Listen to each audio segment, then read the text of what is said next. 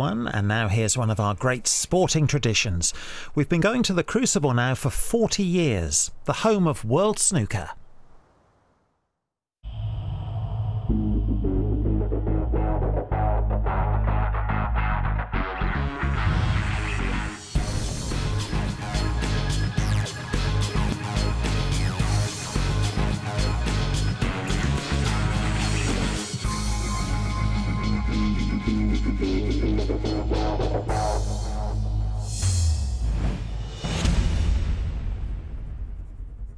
Hello, it's day one of the 2017 Betfred World Snooker Championship, and this one is extra special. You know, last night we rolled out the green carpet and we had a little celebration. 17 former champions and all 32 of this year's participants were able to take part in it because this is the 40th anniversary that this great championship has been staged in Sheffield's wonderfully atmospheric Crucible Theatre, a venue that has now become one of the most iconic anywhere in sport.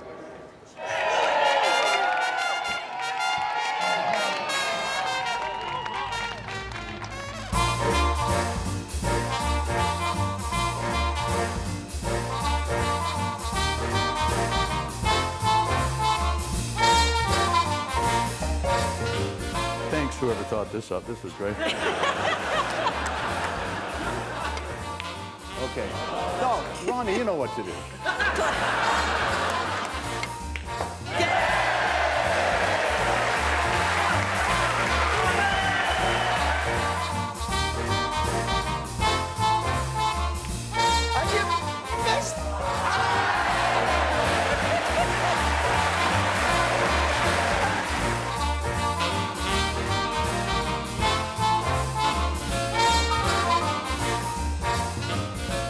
When we met up, it was fantastic. He put his hand out to me to shake hands, and I disregarded his hand, and I just gave him a hug like this. I enjoy it more now than I did when I was younger because I feel like I'm a bit more consistent. 17 days of this is fun. These lovely people are about to sign documents which will keep this great championship here at the Crucible and in the city for another 10 years at the very least.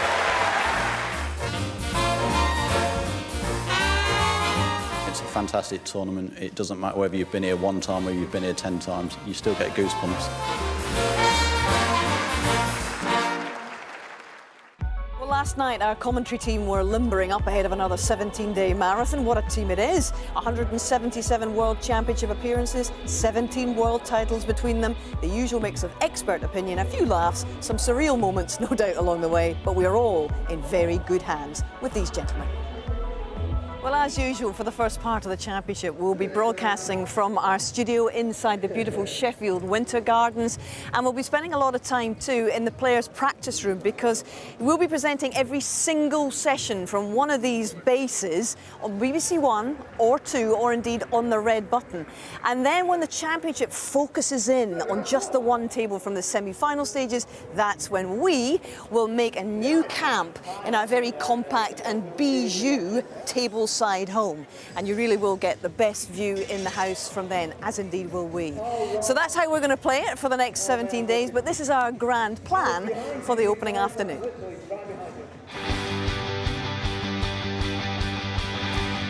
The defending champion always gets things going here, and once again that honour falls to world number 1 Mark Selby.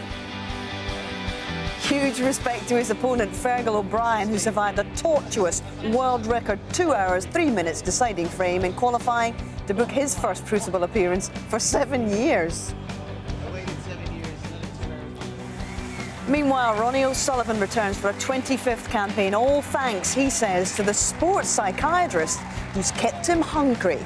You know, I was ready to jack it in and met Steve, and, you know, it's his fault that I'm still playing.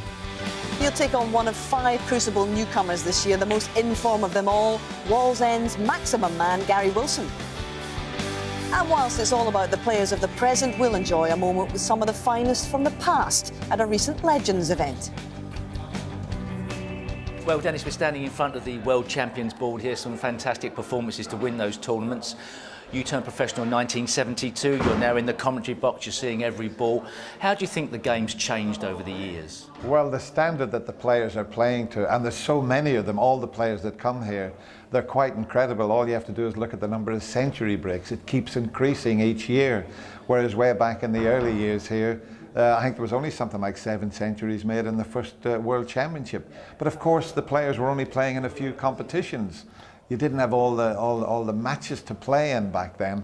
But it's great to see all these Chinese players as well coming through. I think there's 4 or 5 in the top 16. So, yeah, I think overall, I think the standards improved. But in your day, I think you would have competed against the best in the game nowadays. Well, that's very kind of you, thank you. But I mean, I also think that perhaps there's more aggression in the game, they're more attacking in general, and I think perhaps they've solved the puzzle of positional play a bit better. Perhaps that's why there's more 100 breaks. I think because they're playing so many matches and they realise they can't pot their way to a world title, you've got to have a second game. And someone like a Judd Trump who's learning all the time, his tactical game's getting better, and I think it's just a matter of time before he wins the World Championship. But we said that about Jimmy White, and Jimmy lost in 6 finals, so Judd still has to win that first one. Now, no matter what happens over the next fortnight here, Mark Selby is going to end the season as the world #1 for the 6th consecutive time. He's almost £400,000 and thus points ahead of the nearest challenger in the world rankings, and he could smash the £1 million prize money in a single season for the first time. There's no doubt that this is going to become known as the Mark Selby era.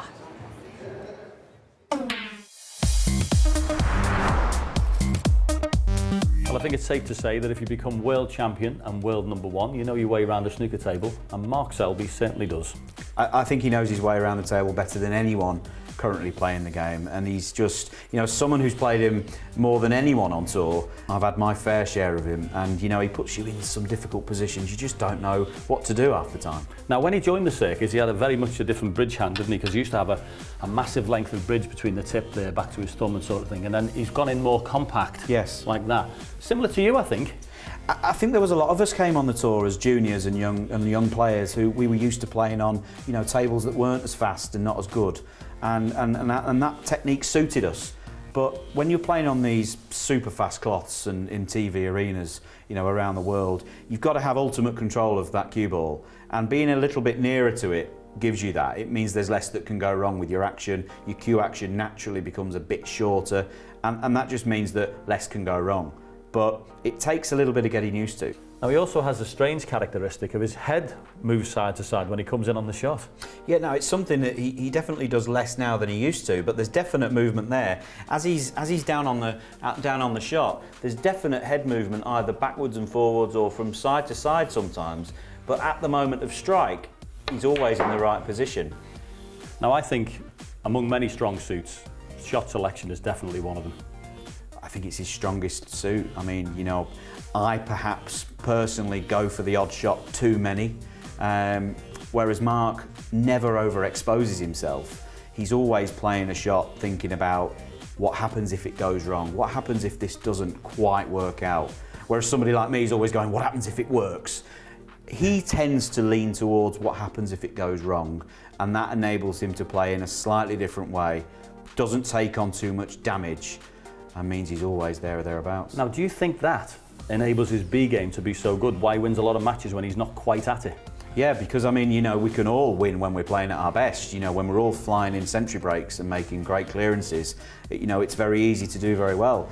But when you're struggling, if you can have that extra sort of string to your bow where you've got a B, C or a D game sometimes, it means you can relax. You know, you don't have to keep clearing the table, and you're always going to be there. And it makes him incredibly difficult to beat. You're telling me. Well, Mark Selby's opponent, Fergal O'Brien's had a history-making season, made 5 centuries in a best-of-11 match at the UK Championship in December. Then the very antithesis of that, he was involved in the longest frame in snooker history, 2 hours, 3 minutes in a decider in the qualifying tournament on Wednesday just to get here. Well, he's certainly not one pace, does he? This opening match began at 10 a.m. this morning, and here's what happened when we were live with this on BBC Two earlier.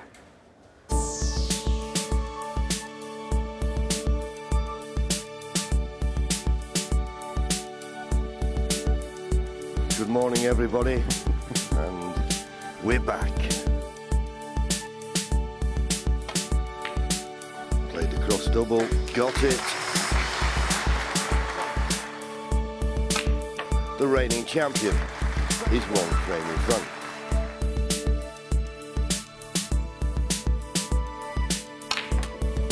Oh, how well did he hit that?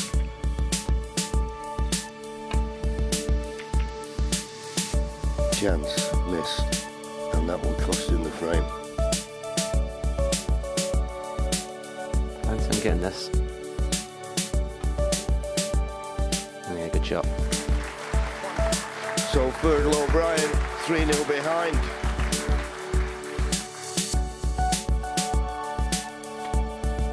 Oh, right in the heart of the pocket. And he's playing it with the extension. And that's a concession, so not the start that Fergal O'Brien was looking for, but just the start the defending champion was. He leads at the mid-session interval, 4-0. Yes, and 4-0 has now become 7-0 in this first to 10 frames first round match. Selby's top break so far 77, Fergal's has been 17. They've got 2 more to play in this opening session. Stephen Hendry, John Virgo on duty for us in the commentary box. What's your interpretation of what's happened so far, fellas? Well, to be perfectly honest with you, Hazel, it's just one-way traffic. The best we can say about Fergal, he's had a couple of chances, not made the most of them, and you can tell with his highest break, it's only 17. This level, that ain't going to cut it. 16.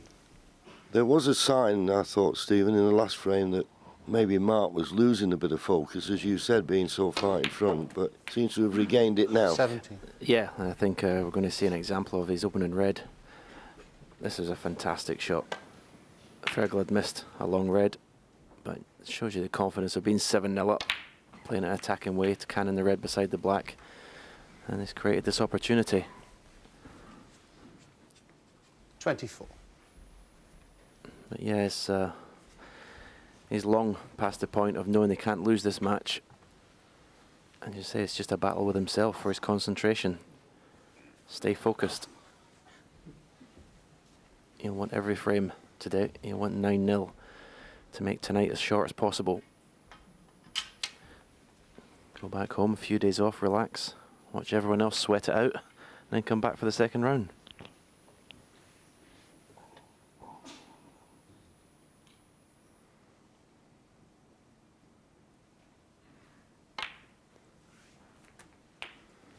$25. Yeah, red's nicely situated here.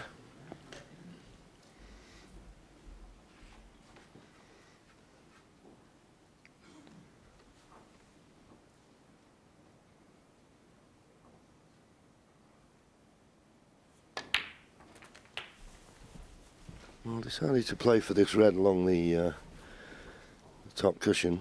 32. He's got to be accurate with these, but he's full of confidence at the moment.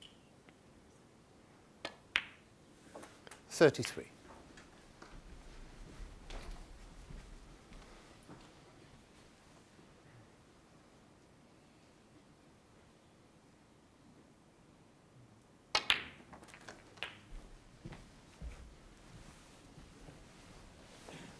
Play for the red, I believe, to the right 40. corner.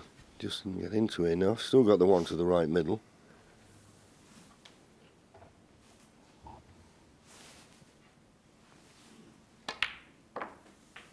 $41. Just could have done without kissing the second red, so he's on the blue, but he's got to avoid the bought colour.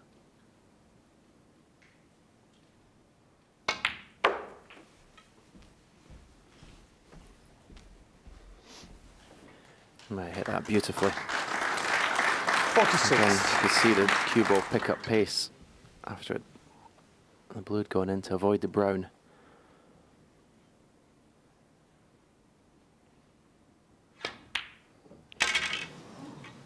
Mark Selby, 46. Once again, I mean, okay, I thought he'd put it behind him, but in the last frame he was a few shots, a few positional shots, but there, I mean, I'm not expecting to miss that. Just losing that little bit of focus, as you said. Yeah, it's when you've been put under no pressure, and we say Fergal's highest break 17, you've had nothing against you. It's very hard to keep that maximum concentration sometimes. There again, he's not been punished for any mistakes. And of course, there's always the way. When Fergal misses, the red comes back down the table and leaves Mark with a nice easy starter.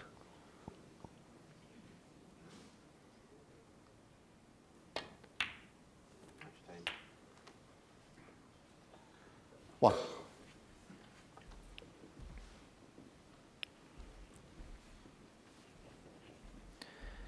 I see 2 hours 46.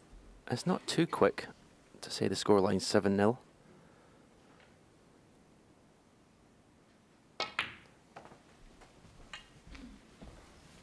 Which he hasn't won many frames in one visit, Mark 6. Selby. As I say, he's been just put under no pressure whatsoever.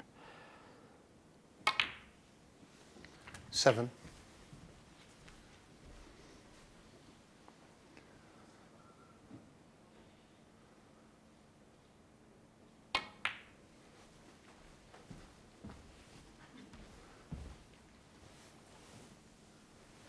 Couple of reds, couple of colours away from an 8-0 scoreline. 13.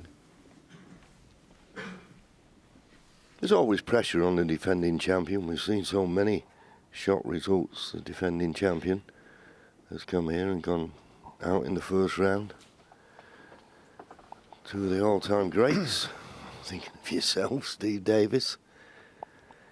So it's nice to get this potential banana skin out of the way, and he'll be happy if he wins every frame. He won't be thinking, oh well, maybe I didn't have much of a test, you know. Just get this first round out of the way.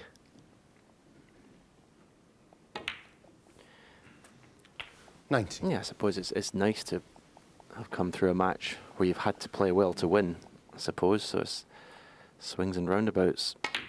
I suppose you don't really know how, in this type of match, he doesn't really know how well he's playing under pressure yet. But he's just doing what's required.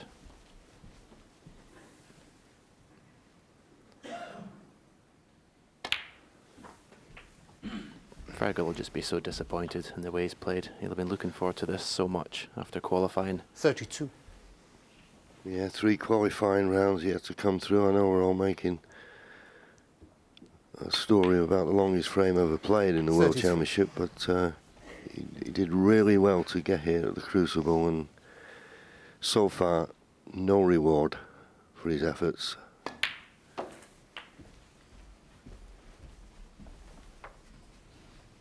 Only pride in performance can keep him going now.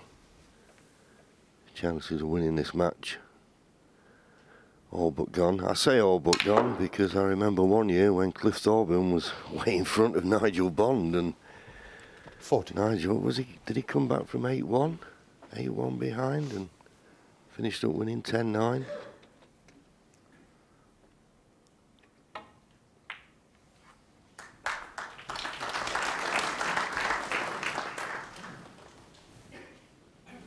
$45.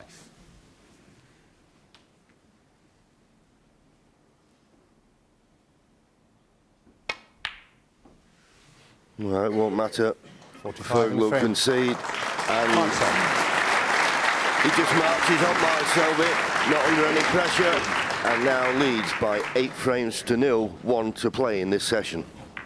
Well, one-way traffic, John described it, absolutely right. And our John in the studio here, this is a kind of feeling of déjà vu for you, because when you were champion, you came back in 1992 and you did something similar. Yeah, I managed to win 10-0 against Eddie Charlton. And it's a wonderful feeling to get a match over so quickly, and obviously Mark Selby will be feeling like that at the moment. But as for Fergal, oh, will he be disappointed? Nearly as disappointed as Dave Gilbert. Yes, Dave Gilbert, if he's watching, Dave, if you're watching at home this after being bundled out by Fergal in that 2-hour last frame, hope you're enjoying it. You know exactly what we mean. We've all been there. The bloke plays fantastic against you or gets out of jail. The next frame, he can't pot a ball. But you can't underestimate the, I was going to say fatigue, but to be honest, the adrenalised performance that being at the Crucible should surely engender would negate that, surely. Well, you'd think so. And obviously it wasn't a great draw for Fergal, was it, John? And the fact that he's played 3 tough matches in what is, as we said at the start of the show this morning, the Ponds Forge qualifying area is a tournament within the tournament itself.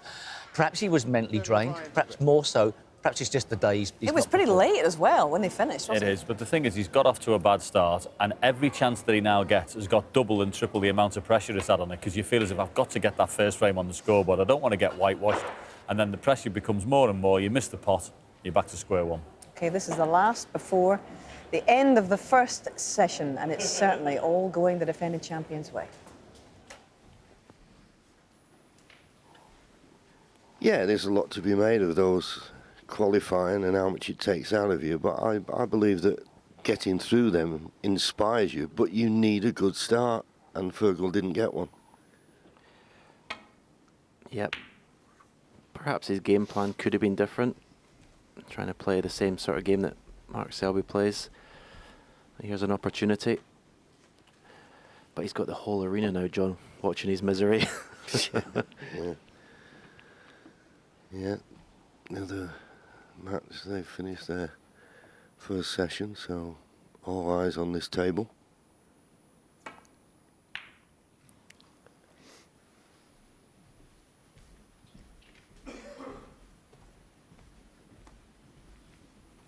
Well, for once he's missed one and not left it for his opponent.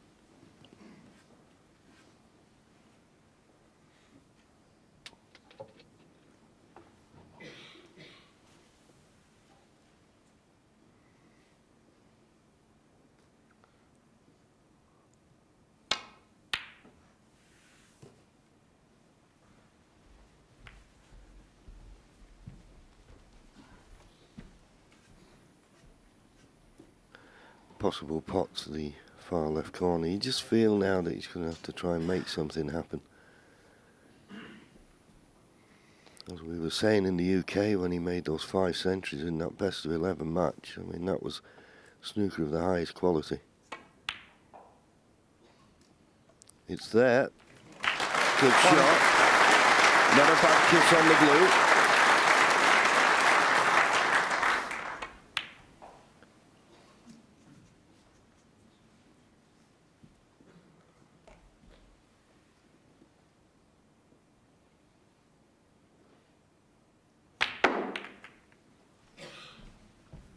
Being so close to blue, it's hard to generate the pace. Well, there's one appeared over the middle.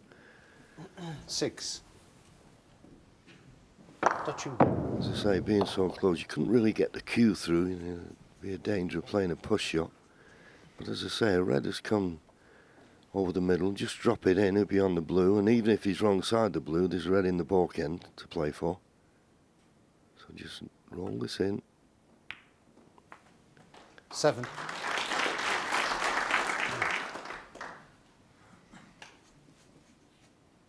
Could have done without being tight to the cushion, but I think he's just got the angle. If he pots the blue, bound to be on the red.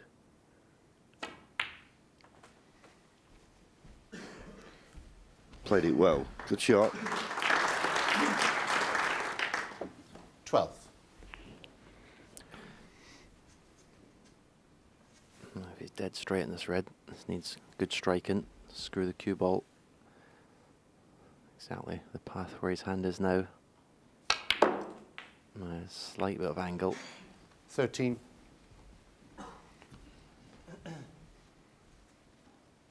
Think he may be able to get.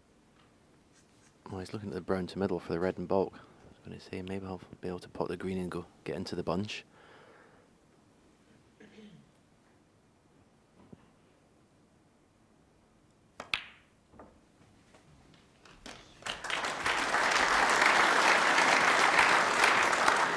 Played that well. Every credit. It's hard to think positive when you're in the situation that Fergal's in at the moment. But you just got to play one shot at a time.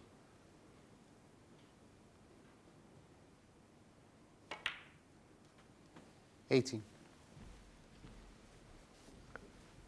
Now, I'm not certain what's available. There may be a red available into the right corner. He's just coming around to have a look. If there isn't, I think he's got the angle on the brown to come off the side cushion and into them. Big target. Yep, that's what he's playing. Couldn't have played it better. Surely he's on something. Well, he is, but it could have been a lot easier than this. He's got a thin cut. That's been very unfortunate there. He couldn't have played that shot much better.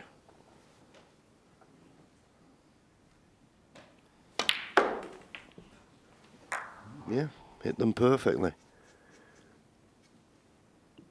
As I say, this red does cut, but with it being so thin, it's not guaranteed to have position.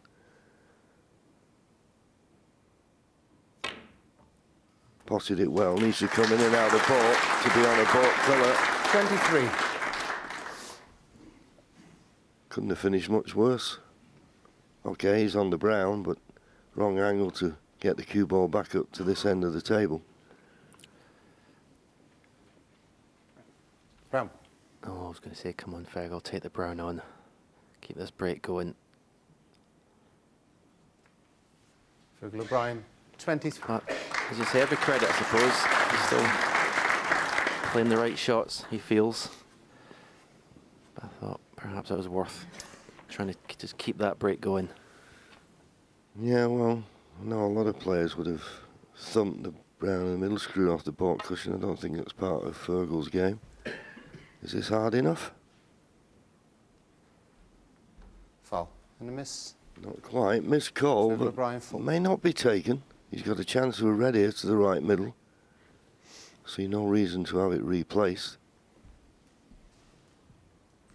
That 23 break on his last visit. Highest break of his match so far.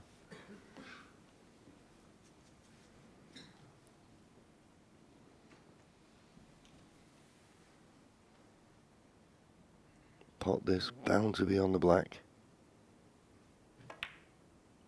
He's going to catch the near jaw, not go in.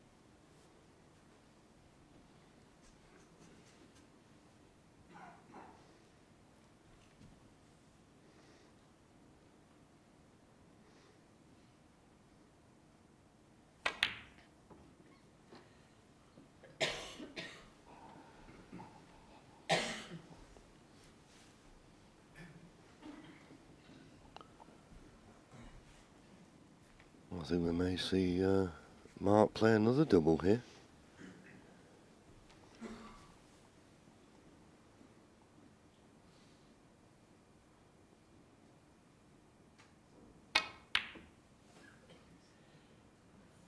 Not quite, and that's why players don't like playing doubles. If it doesn't go in the pocket, depending which side of the jaw it hits, you could leave it, but I think it's run safe.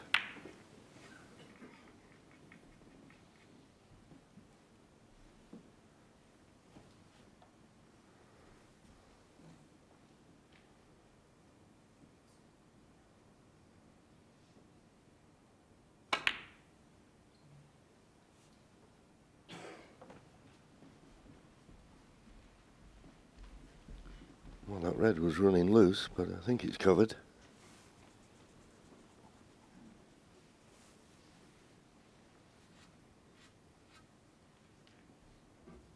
The ball's not badly situated. There's only one red that's close to a cushion, so the next chance could be a frame-winning one.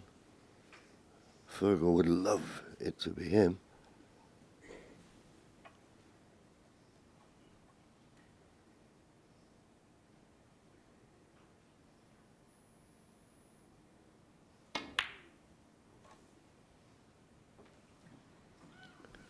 And it may well be. I think he's left this red to the left middle as Mark Selby. So Fergal, here's a chance to get your first frame on the scoreboard. Better late than never. 3 hours he's been waiting for this chance.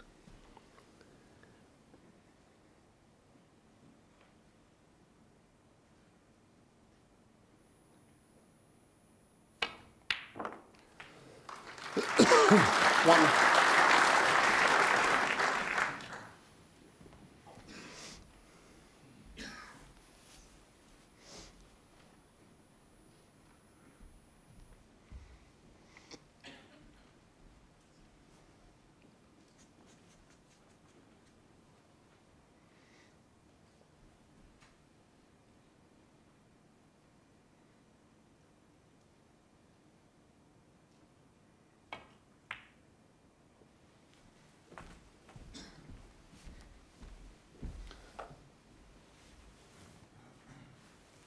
Six.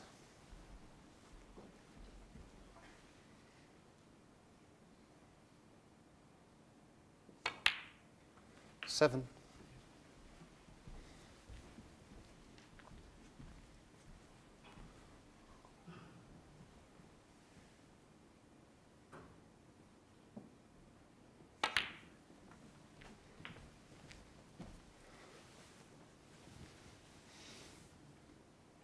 11.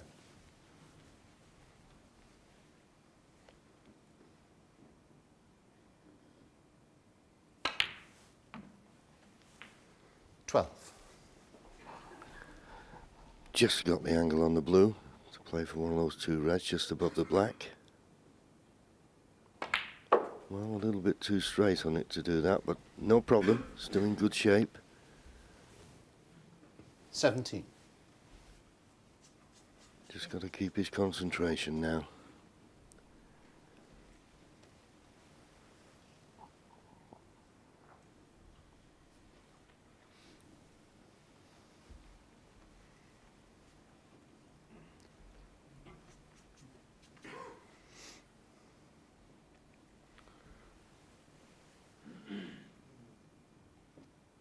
Must be close then. Well, got plenty of room.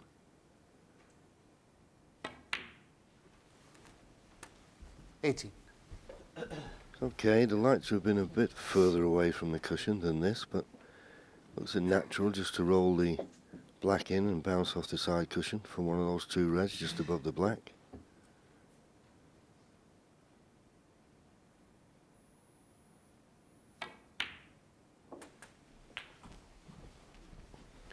Could have done with putting a little bit more pace in the cue ball, but 25. It's not bad, not perfect.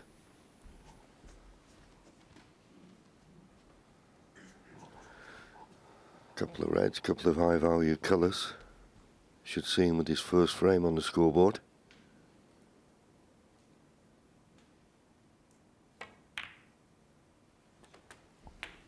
$26. And knowing this Crucible audience as I do, Stephen, I think he'll get quite a bit of applause. Yeah, I think something you've got to give Fergal great credit for. His demeanour's not changed either. When he's been in his chair at the table, he still looked, you know, like he's still concentrating hard. And, you know, a lot of players, including myself, you know, you had your head in your hands, you'd be looking miserable. You just want to get out of there. But 32.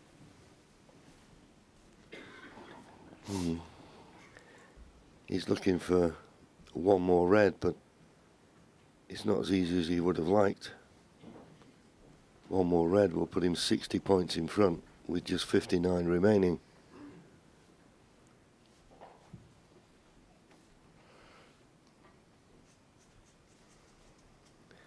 decided on this one, the one that's next to the yellow.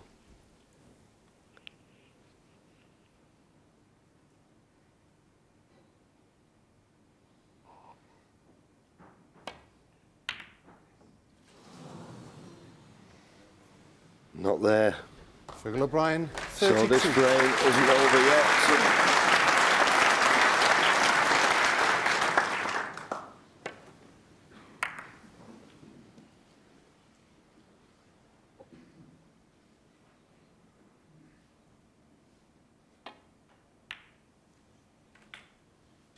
One. Nicely on the blue, but be a tall order to win the frame at this visit. He needs high value colours in the main with these remaining reds, and of course the 6 remaining colours. But when you're 8-0 in front, relaxed, anything's possible.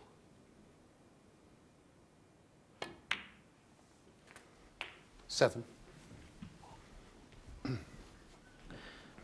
this is the first challenge he's had for a while in this match. So it may keen up his concentration.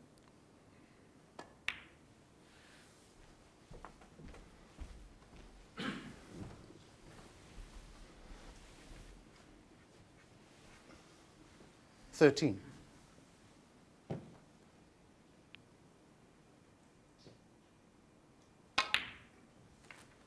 14.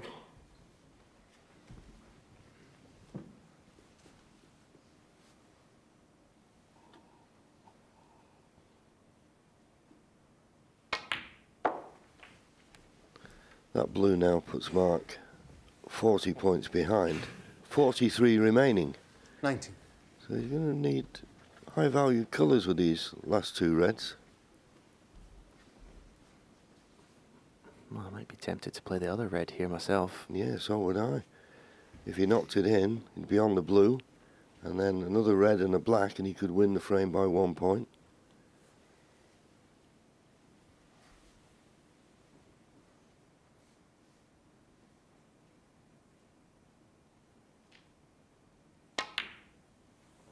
Not there. Mark Selby, but it's run 19. safe. And the reason, like you, Stephen, I'd have thought about the other red, you're 8-0 in front. I mean, you know, it just was a chance to win the frame at that visit.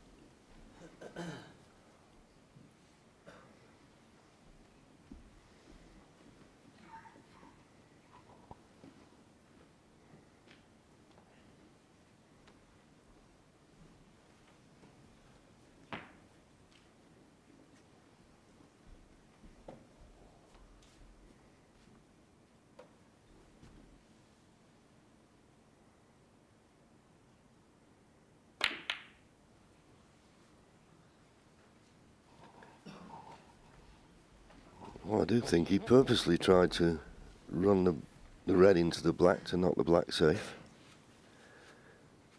Good idea, just didn't work out as planned.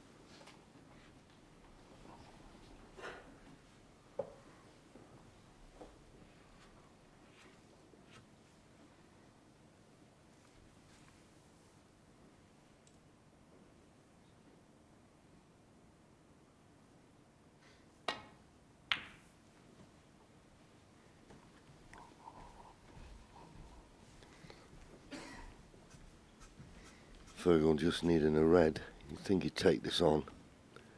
You won't want to move the red that's tight to the right-hand side cushion, but surely you're going to play a pot on this one.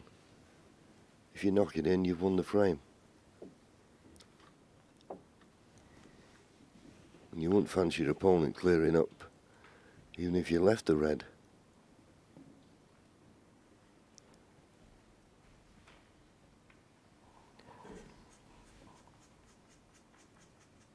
He's been round, he's looked at the potting angle.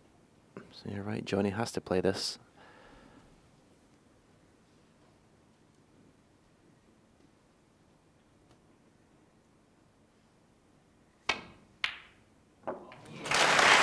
Yes. Well done, Fergal. You can see that little smile coming on his face there. Getting applause as though he'd just made 100 break. Well done. No, something for his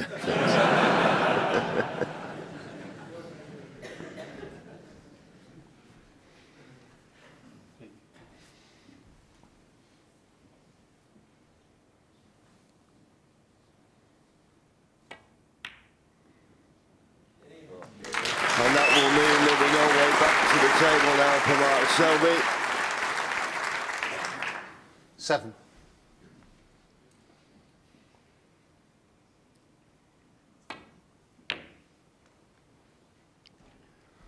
Seven and a frame. And the world champion, defending champion, world number 1, offered his hand to Fergal O'Brien. He can't be disappointed with that. He's got a 7-frame advantage going in tonight's final session. He leads Fergal O'Brien by 8 frames to 1.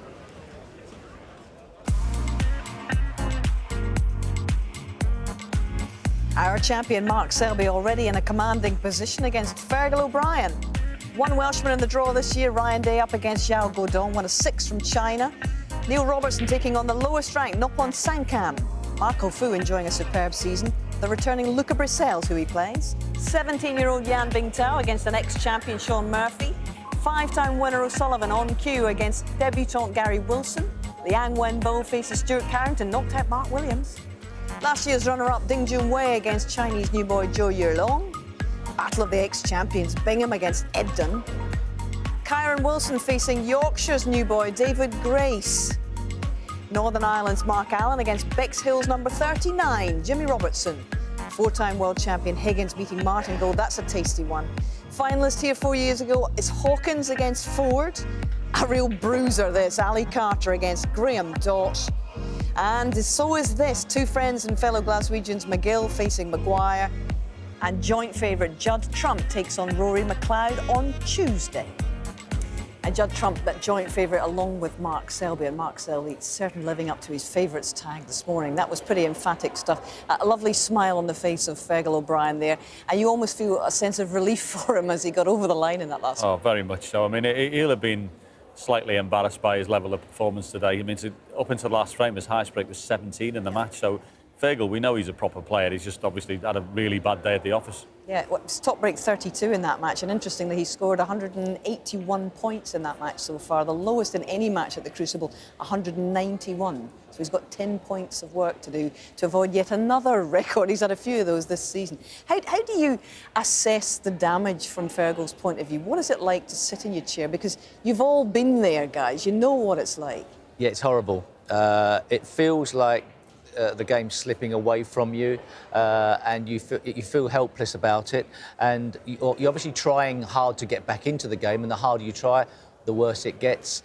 And somewhere down the line, the embarrassment factor comes into the equation, that you actually don't want to be in the room, and you just want to go home. And so that's where Fergal's marvellous. He's still, that last frame, he's still grit and determination, where others would have slung their cue a bit more at it. It may have got out of trouble in a different way, but Fergal still rolled up behind the brown, playing the right shot at the right time, and that's why over the years he's been so successful in the game. And your Crucible record remains the only whitewash, I think, in Crucible history that you inflicted. Yes, against Mr. Cheltenham. I'm quite happy. I'm quite glad of that. So it's nice to see that one maintained. I don't have many of them. I bet you Fergal's very glad as well at this point. But they will return, as is the champion's prerogative. Always on the first day they come back and complete their match in the Saturday evening. That's on from 7 o'clock, and Jason Mohammed will be there for that one. But you know, it's hard to believe, but former world number 2 Stephen Maguire hasn't won a match here at the Crucible since 2012. He beat Stephen Hendry in the quarter-final here in a match which effectively retired Stephen. Stephen announced his retirement thereafter.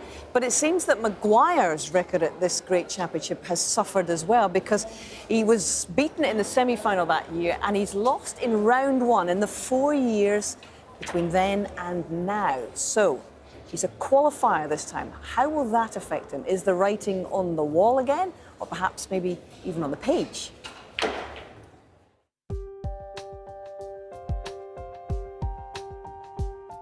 This writing is capital letters.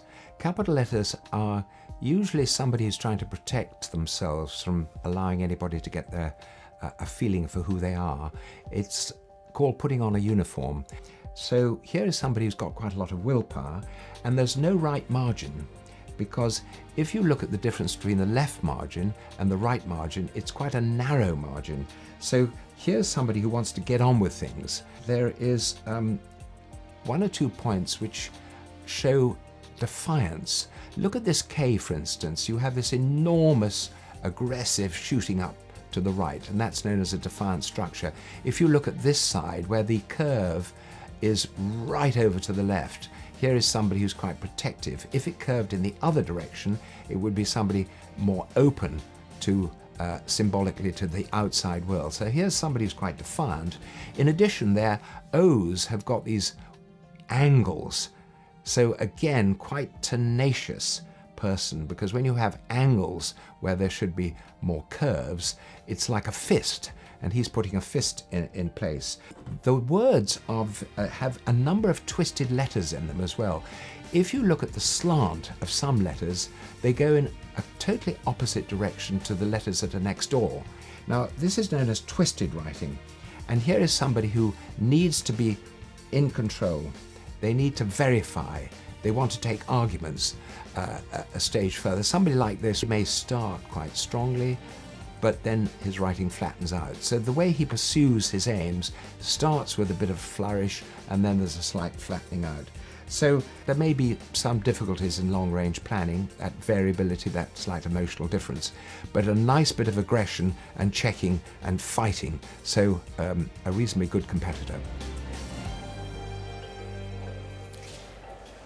And thanks to graphologist Adam Brand, defiant, protective, tenacious, aggressive. I think he's got him spot on as Stephen Maguire. But this is Anthony McGill, his opponent today, 27-year-old, who's really come of age this season, from up-and-comer to multiple world ranking winner after wins in India and the snooker shootout. He's the automatic qualifier this time, a very different feeling from the last 2 years when he's inflicted pain upon leading seeds, knocking out world champions Shaun Murphy and Mark Selby, and sending Stephen Maguire back to Glasgow with a super cool performance on his debut in 2015. But this time, as the seeded player, the pressure is now on Ant. I've had a breakthrough season, I guess. I've won a couple of tournaments, which I wasn't a winner before, and I've managed to steal a couple of tournaments. So I'm coming here with really a lot of confidence, and obviously I went higher in the rankings, which is going to happen if you're doing well. So yeah, I think just as years go by, snooker's it's a game of experience as well, really. I think the more experience that you get, the better player you come, and just as the years go by, I think the better that you get. Because I've played Stephen here before, 2 years ago, and the draw came out. I was watching it live and just couldn't believe it, because we practiced together. Obviously 2 Scottish, 2 Glaswegian players. You'd like to maybe play someone who you're not really familiar with. You don't want to really play your mate or a practice partner, because you want him to do well. I want Stephen to do well. Stephen probably wants me to do well. But that's what it is. That's the draw, and that's it. Well, I should remind you that at 2:30 we're live with Ronnie O'Sullivan's opening match, but until then we're going to update you on progress in this one. We'll join them at 2 frames apiece. This is frame 5, and it's Willie Thorne, Peter Ebdon watching. So this is a good opportunity for Anthony McGill. Might just be having to play a swerve shot here with the right-hand side. Yeah, lots of swerve there, and that's the reason why he missed it. Had to play that with lots and lots of right-hand side. You see the shot again, lots of right-hand side on the cue ball. The right-hand side throws the cue ball to the left, hits the object ball thick, and that's the reason why he missed the red. And he looked a bit bemused there, to say the least. He couldn't believe that the cue ball threw so much. Also threw so much, Peter, and didn't come back. Usually you get some sort of movement to the right. He had no movement there at all. I think if there's anything I can suggest, he played it a fraction too hard. Yes, absolutely. I was very fortunate in the end not to leave the red, and this is a really tough red to take on. Wow, what a shot that is. And just dropped it in dead weight as if it was over the pocket, Willie. Cued that really well. Dangerous, wasn't it? But he felt that he could get onto the pink in the middle without any problems, and obviously if the pink goes in, he's got an excellent chance of scoring quite heavily now with the black available into both corners. I mentioned in commentary in the first 4 frames, it's been pretty good as far as the little breaks are concerned. 66-50 at 44 from Maguire, 58-55 from McGill, but no player as yet, apart from the very opening frame when Maguire made a 66 to put Anthony McGill out of the frame. And we always say in snooker, if you're getting one chance a frame, you're happy because you've had a chance to win the frame. At this moment in time, they're getting 3 or 4.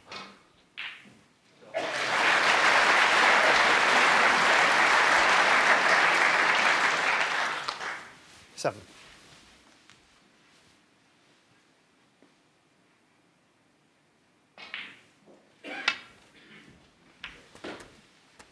Eight.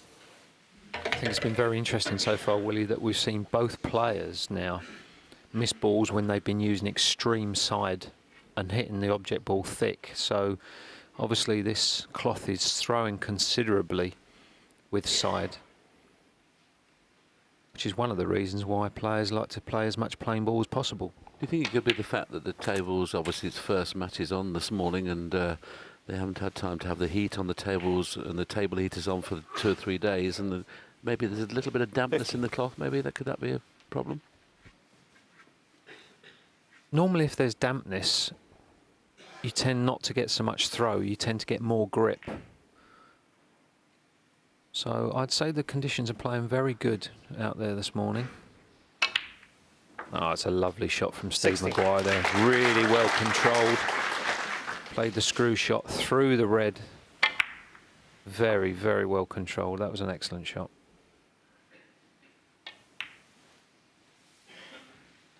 At first morning session of any tournament, the tables all tend to play a bit different to after the second day, when the tables have had the table heaters on for a couple of days, the television lights on, everything gets dried out.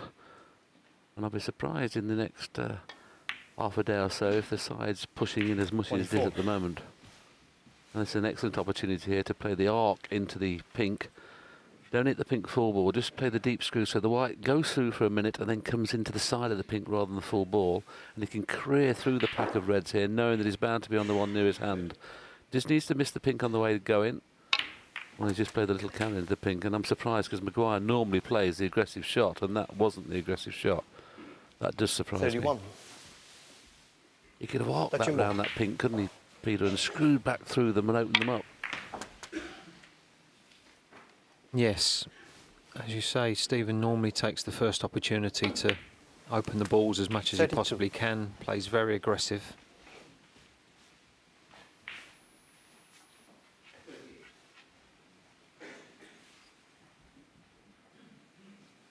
But if you could take these 2 loose reds and perhaps leave himself an angle on the blue, it looked quite a nice pack to go into from the blue. Just had a quick look whether the pink's available. If it is, he may play for the red that's nearest his hand now to finish on that dead straight and just stop the white dead and then have the half ball pink into the corner. And of course, in which case would open reds up, and he can't do it from that shot. 39.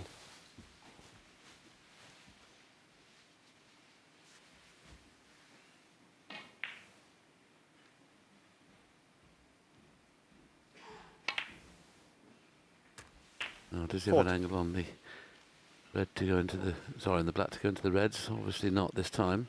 So we'll be playing for that loose one. If that pink is available, he'll play for the pink off the next red.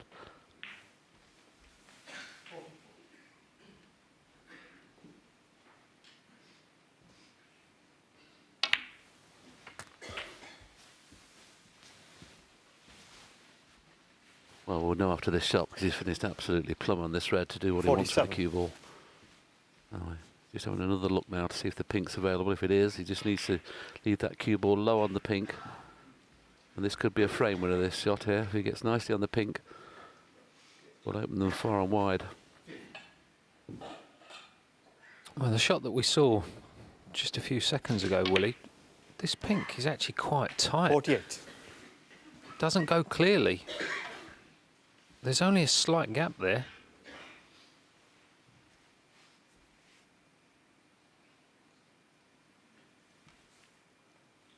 It's not quite as straightforward as it looks, this. Of course, the way he's going to play it, if he plays with topspin, he could end up finishing him behind the black. He's playing with screw to make sure the cue ball comes out into open play, be pushing reds towards the middle. I'll push them towards the middle, but hit it too hard. He's been a little fortunate if you can see the red that's up near the yellow, because he didn't play for that one. Wasn't expecting to play a shot into the ball pocket, that's for sure. At 54 and counting, if he gets this next red, you'd expect him to win the frame.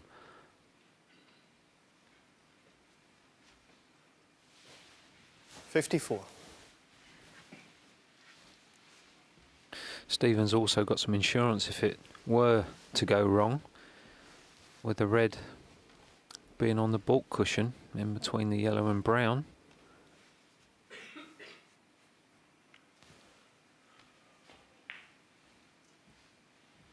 But if he can knock this long red into the yellow pocket, there are a couple of loose reds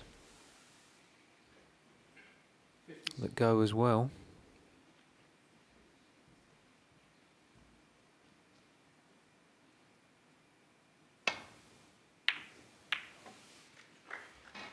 $55.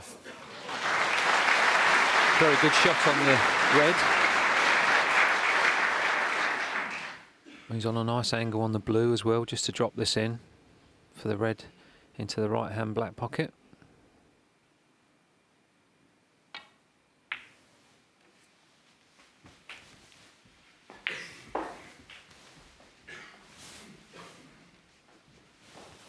$60.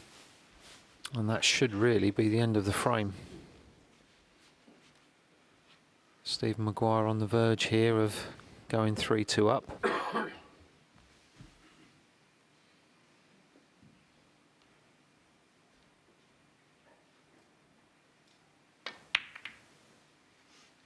$61.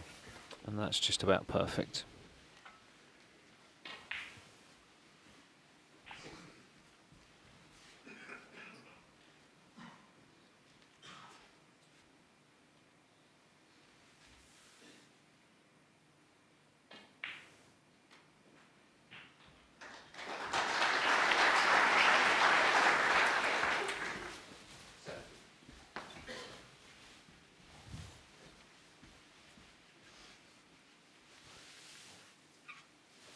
In front, 75 remaining, so just this red to make the frame safe.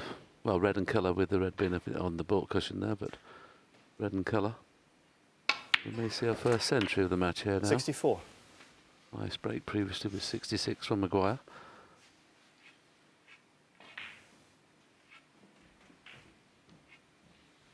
.352 competitive centuries Steve Maguire's had in his career.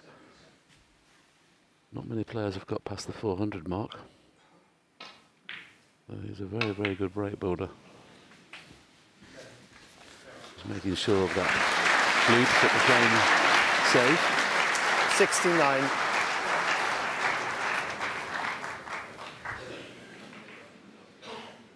You also just get the feeling, Willie, that the smiling and joking that both players were sharing before the interval was now stopped. Smiling assassin Anthony McGill is no longer smiling in his chair.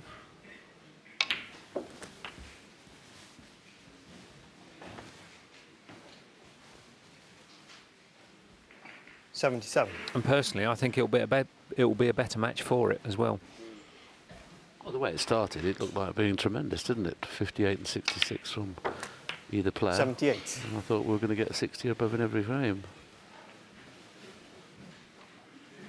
I think the record will be broken this year Peter, as far as centuries are concerned. I think we could see very close to 100 centuries this tournament, because there's so many players 83. scoring heavily. And I have no idea who's going to win the championship this year. If I had 3 picks, I wouldn't necessarily find the winner. 84.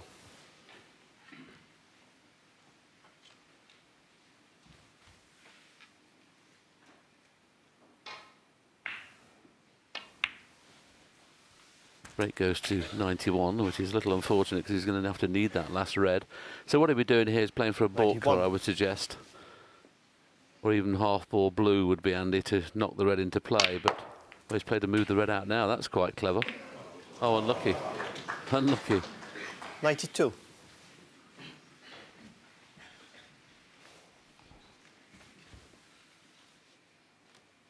It looks as if he's got the angle on the green there to move the red if he cuts the green in, but decided to pot a fantastic long blue instead. They've been very unfortunate to finish straight on this red here. 97. This is going to take some shot to pot this with pace and get on a colour. Oh, what a shame, no century, but a fantastic blue shows that Stephen Maguire doing very, very well. He takes the lead again, this time by 3 frames to 2. And 36-year-old Maguire won frame 6 as well with a knock of 60, his 4th half-century of the match so far. So he's got that 2-frame gap at last, 4-2, as we head into the 7th. It's McGill to play here. There's a lot of pressure on this long red.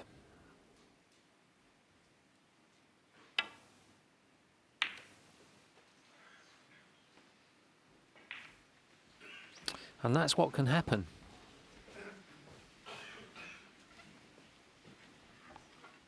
Yes, he put a lot of unwanted side on there. He played that plain ball to come on and off, of course, with the back. The fact that he flicked a little bit of right-hand side on, unintentionally, the cue ball turned over, hit the red half ball. Glaring error. Well, as we mentioned earlier, Willie, with Anthony being so strong in his sighting underneath his right eye, there is a natural tendency to come across the ball with right-hand side.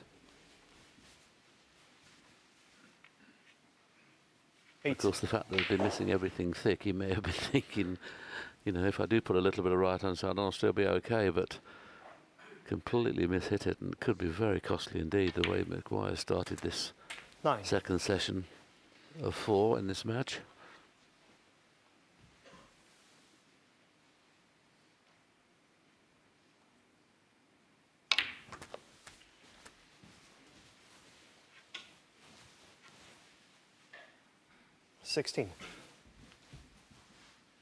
And this is the one thing that you can be absolutely certain of with Stephen Maguire when he's playing well. He does score very, very heavily in amongst the balls. 70. And there you got a fantastic example of his cue power, the action that he got into the cue ball there to avoid the reds and get perfectly on the blue. He's timing the ball very well. 22. And upped his pace as well, hasn't it? It's very noticeable that. Now, does he play the little cannon into the pink at pace? I think he's going into the reds here for sure. He'd be wanting to win this frame in one visit if he can.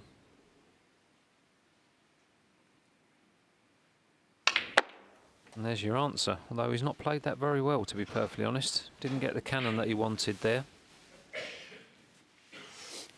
28. It was one of those packs where there was only one red directly behind the pink there, and of course if he didn't catch the pink full ball, as we see here, he wasn't going to get any movement.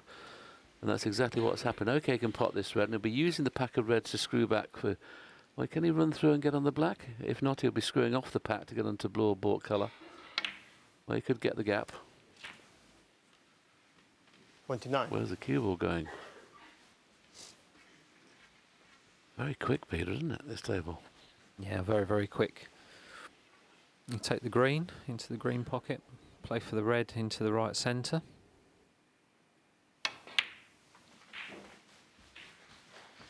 Yep. Stephen's certainly up the tempo now. Scored very heavily in this match so far. Breaks of 66, 50, 44, 97, 60. 32 and counting here.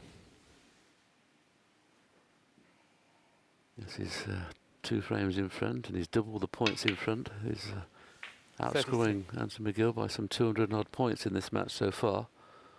This has all happened after that 3rd frame that Anthony McGill certainly should have won, where Maguire was all over the place and somehow Maguire managed to pinch it. Needs to be very careful with this cannon here, because if it goes wrong, he could go in off.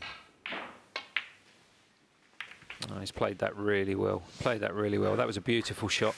Decided not to play with pace. 38. Knew exactly what he was doing with the cue ball there.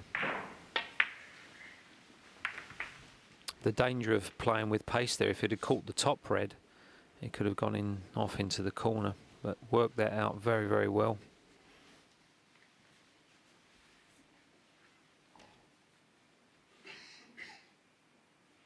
Yes, he's just a couple of shots away from making this a frame win opportunity.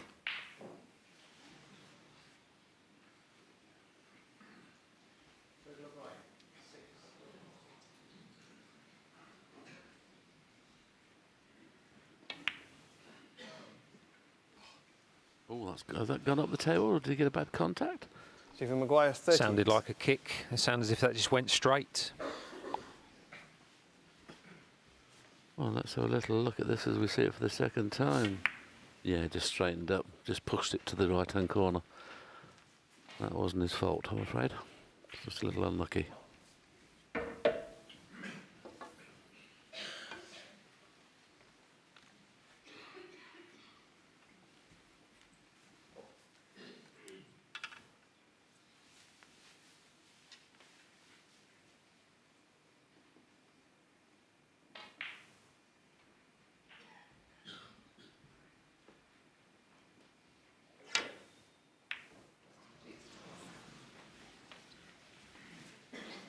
Once again, when you play with side, you can see the difficulty in playing on these cloths sometimes. So he's just a little all at sea at the moment, Anthony McGill. He's just lost his way in this match. I think he'd be happy to get out of it 6-3 the way things are going at the minute. 1. Not too sure whether he can avoid the kiss on the pink and get onto the red that's nearest the cue ball. That pots into the right-hand corner. Plays a run through, he'll have to play a little tiny bit of stun on left-hand side. The natural angle is to be exactly where the pink is and hit the cushion there, but he can't do that.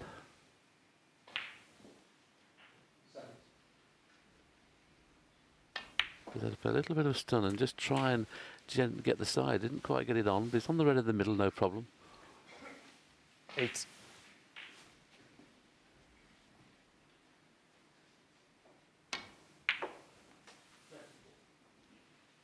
9.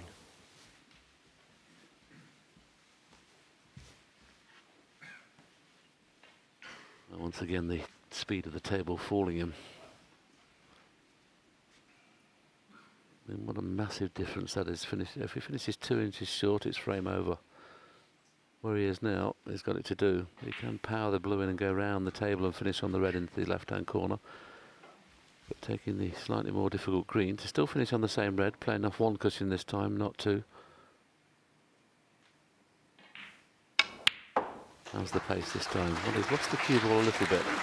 He's done with a little bit of left-hand side on there just to straighten the cue ball up. If he's dead straight, there's no problem. 12. But if he's kissing into the reds, there is a problem. This is a real test of cueing now for Stephen. Oh, that's a lovely 13. shot. That's a frame winner.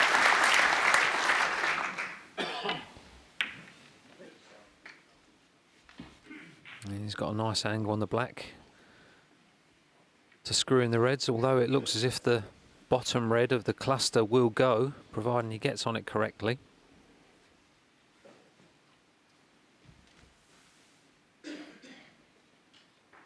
Just depends how he sees it. He decided to screw through them, not really got into the white at all, but has got a choice of reds in the centre. Didn't get as much spin as he would have liked to have done there.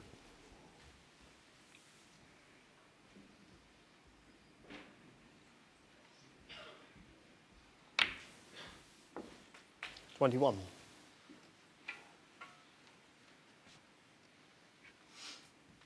Very similar to already refused a little early on in this break when he could have played a little screw back. Overscrewed that this time by 6 or 7 inches, but still should pot this black. Naturally missing the cannon there, but knowing he'd be on the other reds. Well, hopefully he was, and hit that too hard as well. So this frame is 28. still not in the balance. Obviously Maguire, big favourite with 66 in front with 67 on.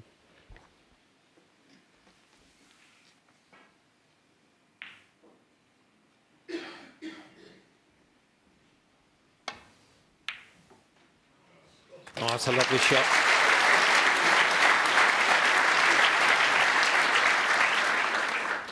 $29.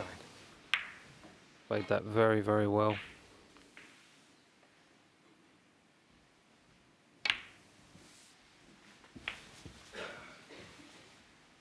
This is good stuff from Stephen Maguire here. 33.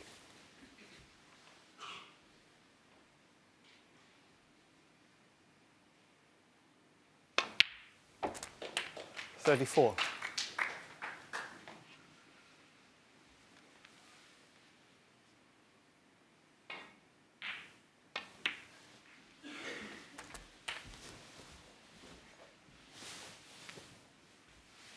$41. 42.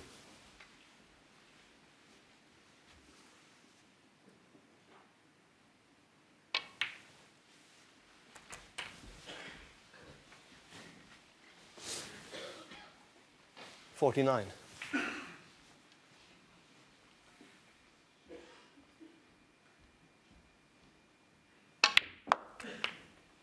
50. Well, amazing enough, played a little exhibition shot there to try and bring the red into play. Once again, didn't get into the cue ball nicely enough. A power screw back here to get onto the red down the side cushion. Now, there's the cue ball. Got on the red down the side cushion, but missed the blue. McGill, I'm sure, will stay in his seat, and he has done. So Steve Maguire forging his way clear now. He now leads by 5 frames to 2. And a break of 59 in the next, and yet another win in the 9th means that Stephen owns a 7-2 advantage going into tonight's concluding session, needs 3 more. And by the way, for those of you watching this match on the red button, you might have heard some pretty colourful language and commentary. We do apologise for that. But the tables have certainly turned between these two men in this particular situation, because 2 years ago, McGill was the qualifier inflicting the damage. Now it's exactly the opposite way around. Yes, I think this session could have gone either way, because at the start they were both a bit sort of ropey. And it's the first person to get a grip on the match has been Stephen Maguire. And I think the difference really from that 2 years ago when Anthony McGill was the qualifier coming through and was not necessarily looking over his shoulder like if you're a seed, tables have been turned, as you say. So Anthony McGill's got a bit more to prove as a seed. And perhaps for Stephen Maguire's perspective, coming in as a qualifier with extra match play has taken the load off his shoulders. Yeah, and he looked largely untroubled in those qualifiers as well. Very smooth progress to this point. That's right, and even though he did have a bit of a bad start, he missed some awful balls in the earliest part of this match. Now he looks like he's playing with a lot more freedom and certainly hasn't got that sort of inner aggression of beating himself up when he plays a bad shot. So, you know, if Stephen Maguire gets off to a good start in this match, if he converts that and then gets a run in the tournament, then you see the best animal in Stephen Maguire, the competitive, gritty, determined player. Well, he's got tonight's session because they'll be back this evening for their second session. Maguire needing 3 more to get over the line for the first time in 5 years here at the Crucible. But now it's time for Ronnie O'Sullivan. It's very much the Ronnie show this afternoon in his 25th campaign. He's trying to become, well, join legends, in fact. He's already a legend. He's got 5 world titles, but only Steve Davis and Ray Reardon and a certain Stephen Hendry have won 6 or more in the modern era involving matches here at the Crucible. He could join them. Now, he's had his ups and downs at the Crucible, as you know. He's been pretty tortured soul at times, and he's known wonderful triumphs too. But it appears he's very much looking forward to this campaign.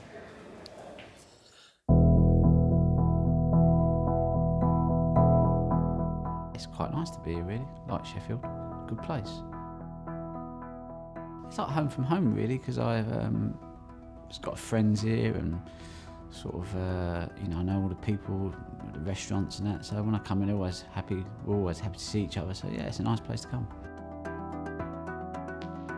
I think life's good, yeah, I think I'm really enjoying stuff. I've got you know, a variety of things going on, so it's not just all about playing snooker, so yeah, I think, you know, it's probably the best year I've ever had in my life. This is a big moment for Ronnie. To break Stephen Hendry's record of 6 Masters titles is a big thing to Ronnie. You know, I've had to bring in Steve Peters and say, look, Steve, you need to help me out, mate. I'm a busy guy now. How can we deal with this? And you know, sometimes you have to just work around it. And but that's great. You know, you're always learning. It's a new task for me to learn, managing time. You know, I was ready to jack it in and met Steve, and you know, it's his fault that I'm still playing. You go to the master, he gives you a few lessons, you have to go away and work it out for yourself. You know, he's helped me out tremendously, and with Steve, it's like, you know, he told me that I can show you what to do. He said, but unless you go away and actually do it yourself, you know, if you start going to the gym, you have to keep, you know, motivating yourself to do it. So, and I'm good like that, you know, because it works for me, so I keep on top of it, and we have a good relationship.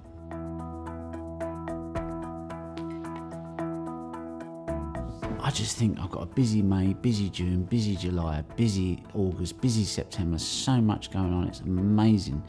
And if you fit a few frames of snooker in between, happy days. And I'm sure many snooker watchers would like to thank Dr. Steve Peters for prolonging Ronnie's career. But he plays 31-year-old newcomer, Gary Wilson, Wallsend's former taxi-driving Cuban, who's fulfilled an ambition to play here. One he's held since he was a 9-year-old schoolboy who came to the Crucible to watch. Now, for many, Ronnie might be one to avoid in round one, but not Gary. Not at all, in fact, because he's been in impressively high-scoring form in qualifying. And what a moment this is going to be for the player ranked number 59 in the world. No more time to think about it. John, it is time for action. Yeah, he's been hugely impressive, Gary Wilson, qualification. Hayes has made 8 centuries, as you mentioned. He included a 147 maximum in his first match to beat Josh Boyle, 10-9. He then beat the seniors world champion, Peter Lyons, 10 frames to 7. But it's the last match to qualify that's the one that's very impressive. Young player Michael White from Wales, he beat him 10 frames to 3. Magnificent score that was to get here. He's a very good scorer, obviously. He'll have to today. It's a baptism of fire here at the Crucible for him against the Rocket. 5 times a champion of the world. And when the big players come out for the big tournaments, Ronnie O'Sullivan is certainly one of those. Winner of the Masters back in January, finalist in the UK. You couldn't ask for a tougher opening match. Well, let's get the players out there. The crowd is in full anticipation. Rob, it's all yours. Thanks, John. Good afternoon, ladies and gentlemen. Day 1 here at the 2017 Betfred World Snooker Championship. And as always, the Crucible crowd in this very special 40th anniversary year are in fine voice and ready for the drama to come.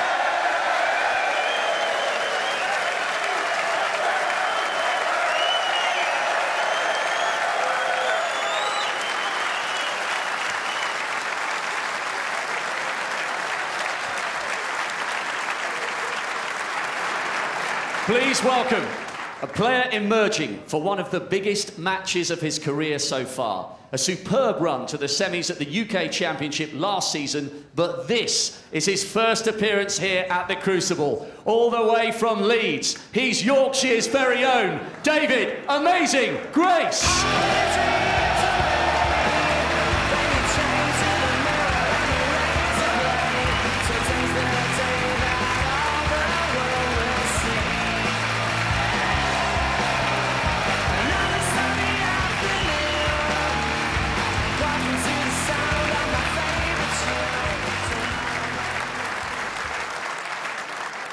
And his opponents, back after a great run to the quarters here last year. Winner of last season's Shanghai Masters, he made the final of the Indian Open at the start of the current campaign. Now established in the world's top 16, the warrior, Kyron Wilson.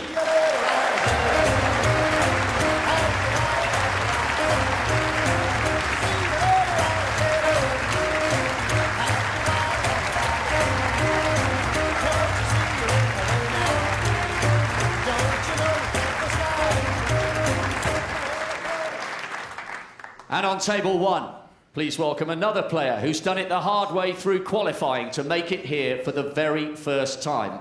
and a magnificent 147 along the way at Ponds Forge. He will have massive support from the northeast this afternoon. The Tyneside Terror, Gary Wilson.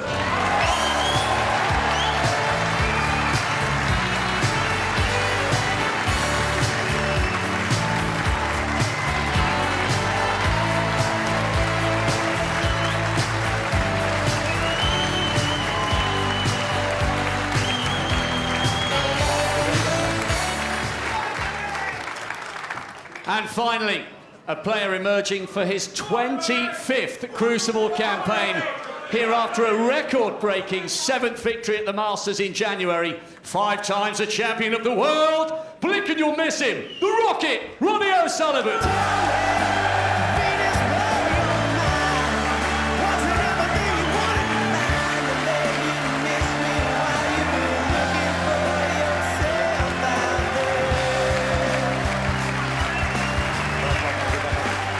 So the Rocket approaches the launch pads and he's up against Gary Wilson. Fantastic. The theme to Local Hero, the chosen track for Gary. I wonder, will he be so today? Don't worry if you want to watch the Kyron Wilson-David Grace match. It is live, Table 2 online via connected televisions as well, on the red button. It's all there for you. But for the moment, we'll be watching this one. Good luck to both. And it's hello to Stephen Hendry and Dennis Taylor. On the first frame. Hello to you, Hazel, and a very good afternoon, everyone, and warm welcome to the Crucible Theatre.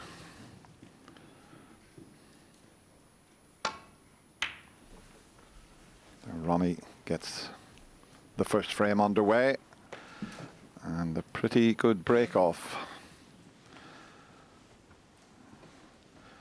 And a fairly new player to your screens, Wallsends. Gary Wilson. What an achievement to get here for the first time after trying for 7 years. Good player, this. Well, he's a man. I was going to say a boy there.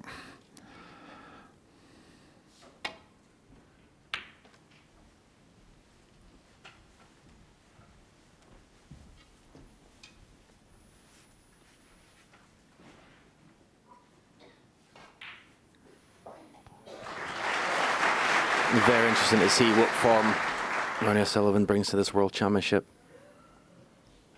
He's not been at his best in the previous few months. I know he won the Masters, but since then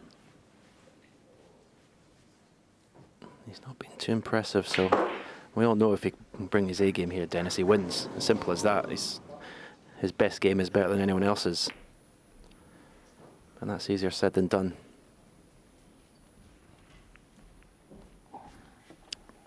Yeah, it's just gone a little bit awkward, this opening frame, with the red up the other end of the table.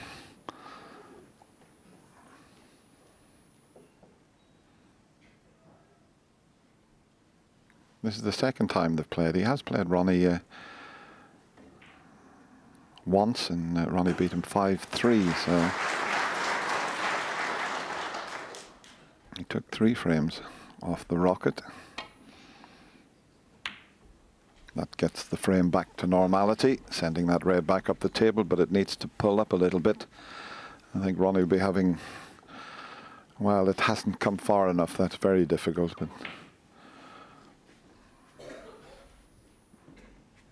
could take the pot on, but you know, first frame he might just decide on the safety shot off that red. That's what he's done.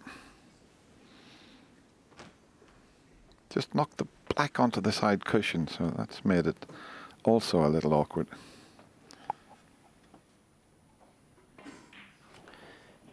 Yeah, he doesn't take many risks these days, Ronnie O'Sullivan. It's not perhaps as aggressive as the likes of a Judd Trump. Prefers to wait, get chances from his opponent's mistakes. Now that's an excellent long pot. That'll make him feel really good. No matter who you are, it's always nice to get your first long pot in. Yeah, it's the first pot of the Crucible, and it was a cracker.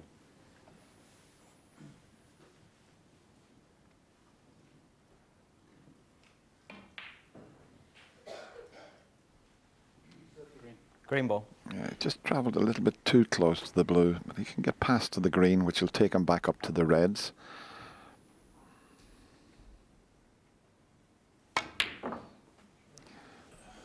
And a lot of our older viewers watching here, when they see Gary queuing up, it will remind them of twice pop black champion Graham Miles, who sadly passed away a couple of years ago. He holds the cue similar to Graham, down the side of his chin.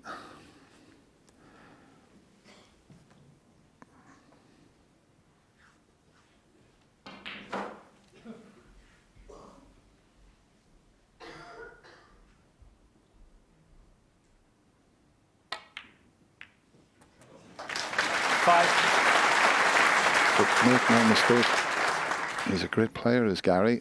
Can he produce his best on the big stage? That's the question. Yeah, that last qualifying round that John Parrott mentioned against Michael White is a very impressive result. And 8 centuries in 3 matches is pretty good scoring as well.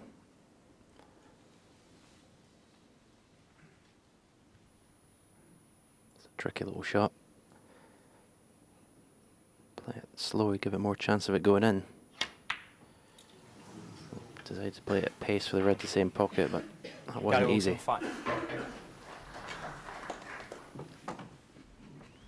Maybe it would have been better just dropping this black in for the red to the left corner.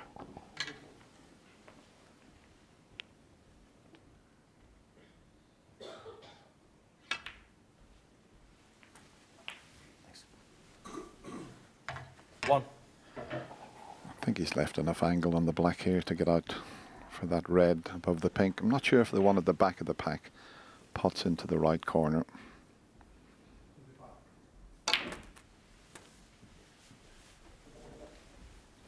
You'll have a look at the one at the back of the pack, because if it goes, well, he did have a glance at it, but it would open all the reds up if he does decide to take this on.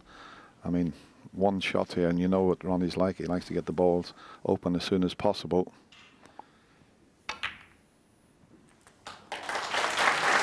And that is unlucky, although I think the pink may go to the middle, but he's going away from the reds now. Bit unlucky for that red to cover the pocket. Yeah, the pack was a lovely shape here. It was, as long as he struck it well, which he did, he was going to be on the black, but for that red covering the right pocket.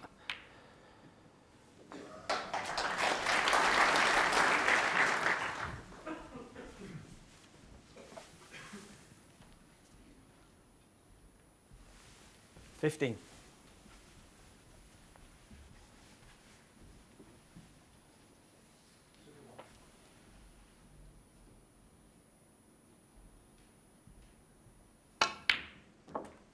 $16.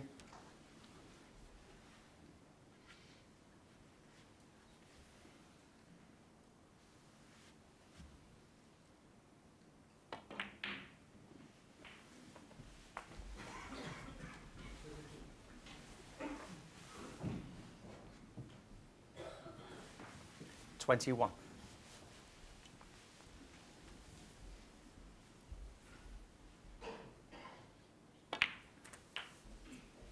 $22.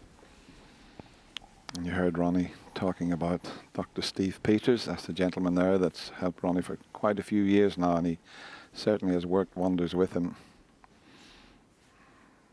He's a sports psychiatrist, not a psychologist. He's worked with, well, he's worked with the England team. He's worked with Liverpool Football Club. But he has a great respect for Ronnie, and vice versa.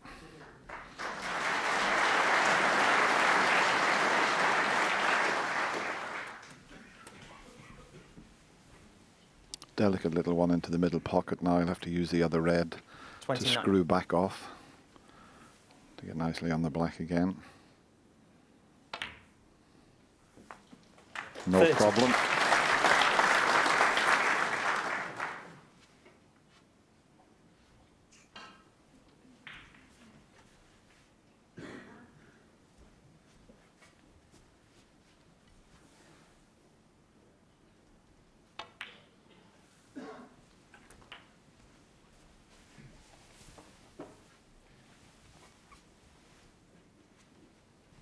37.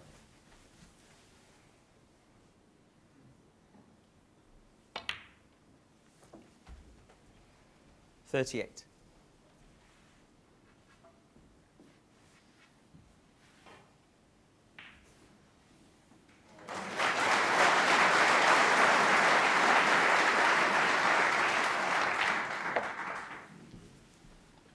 That's handy. The plant is on. That's the number he's looking for there, 65, to leave his 43. opponent wanting snookers. 44. But he's doing, Stephen, what you used to do throughout the 90s and Steve Davis throughout the 80s. Always seemed to be able to get off to a fast start. What was the mindset? Was that what you were after? We all would like to get off to a good start, but you two gentlemen seem to do it all the time. I think Ronnie just looks very, very comfortable out there, very composed. 49. I think the very top players in the game, they just step into the groove so quickly. You hear a lot of players talking about, oh, they're nervous in the first round, just want to get the first round over. They don't look comfortable, but the very top 2 or 3 players in the game don't think like that. Oh, looks like he might have overrun this to the right corner. 57. Yeah, just a couple of inches too far, so he's not going to clinch the frame with this visit. Ronnie O'Sullivan, 57.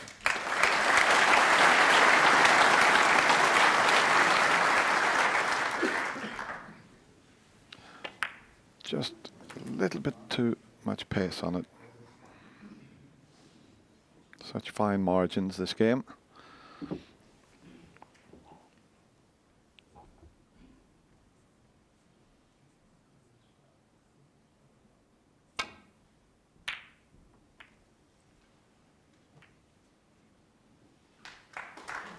Excellent safety shot.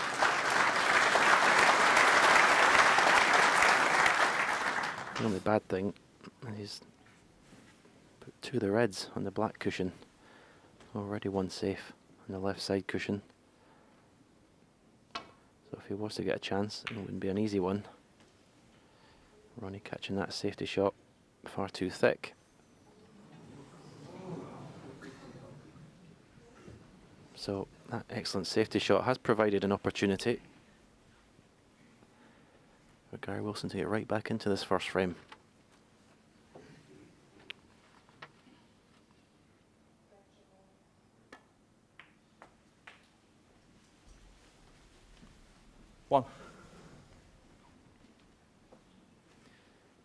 Well, he's got an angle he can cannon the red, the one that's closest to the black. I think it's worth the risk. He may choose to play for the red nearest the left corner first, but well, a little bit surprised he played that way, and he's ended up a bit in no man's land. 8. Well, either red is very, very tough indeed. If he's going to take the pot on, he's got to fully commit and just drop it in.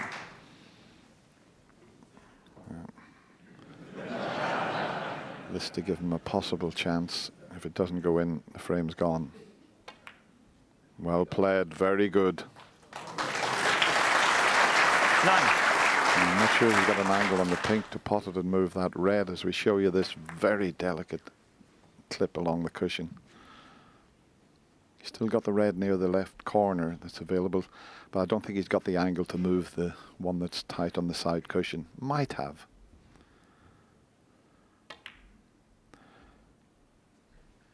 No, didn't have the angle to move it. That's why he just dropped it in.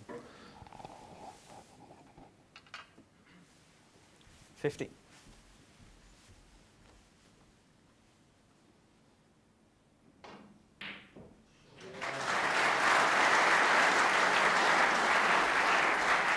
Yes. 60.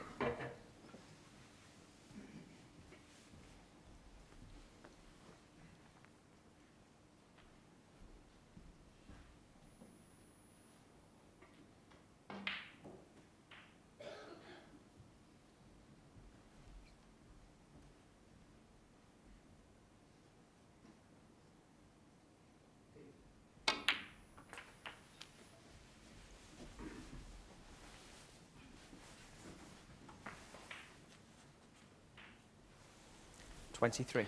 Might be tempted by the double, looks like it. Only problem with this, if you miss it, you have no idea where the red's going to go. Well, in the end, he was so Gary far Wilson, away from the double. 23.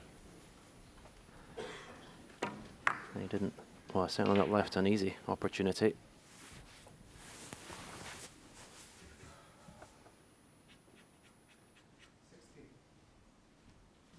This is interesting. I think Ronnie wants to take this red on. He looked at the safety shot first.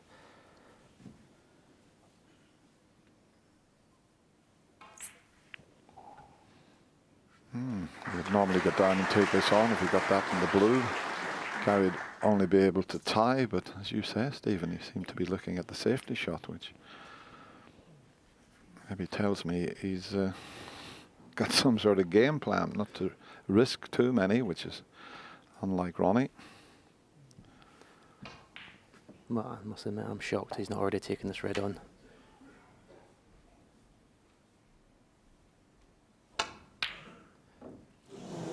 He struck it well. He couldn't have got much closer, but maybe he's just not feeling that confident.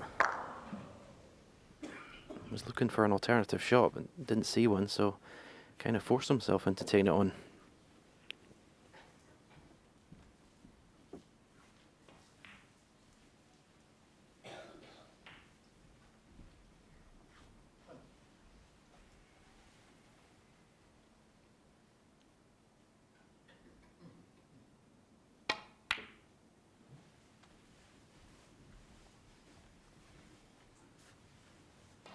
That red seemed to fly off the top cushion.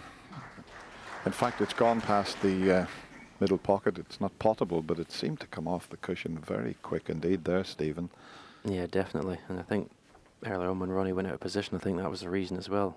He was shocked. He got a big bounce.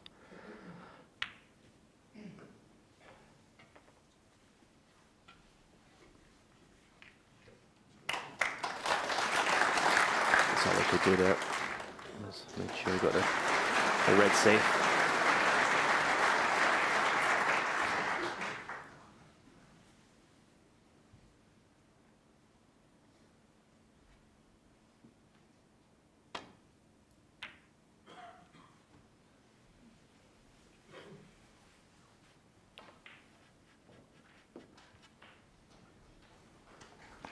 He wants a very thin snick here. He doesn't want to develop both these reds.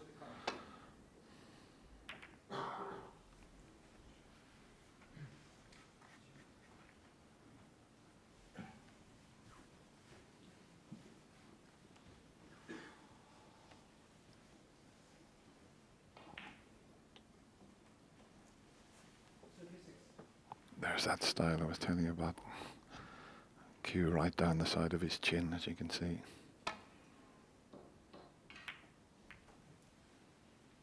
Yeah, he didn't play to get the white right back in the bulk area. He just wanted to make sure that he didn't push a red towards the pocket. But Ronnie can gain the advantage here. He can quite easily swing this around.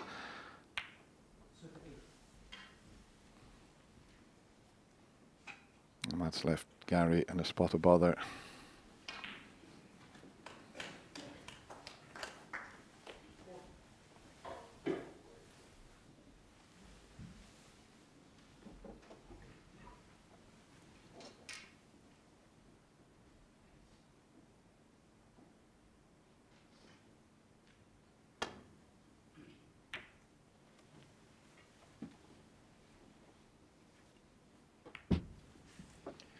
Well, this is a test of the cue action. Long pot. These type of shots are, yeah, what you call confidence boosters. Tells you how well you're cueing. That's the distance he has. Some 6'8" from cue ball to object ball. No, just cued across it slightly.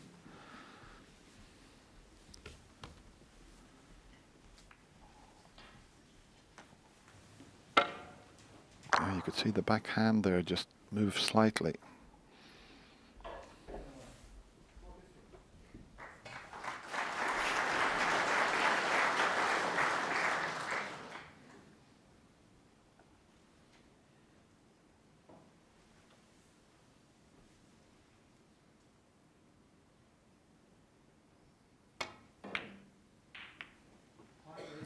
What's he done here? Needs the pink to come to his rescue, and it might just.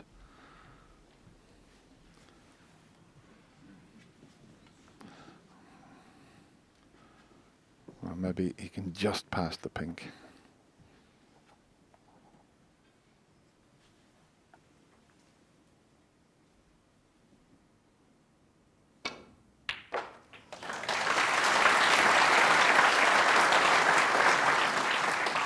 Just the black needed, so he can just concentrate and drop the black in.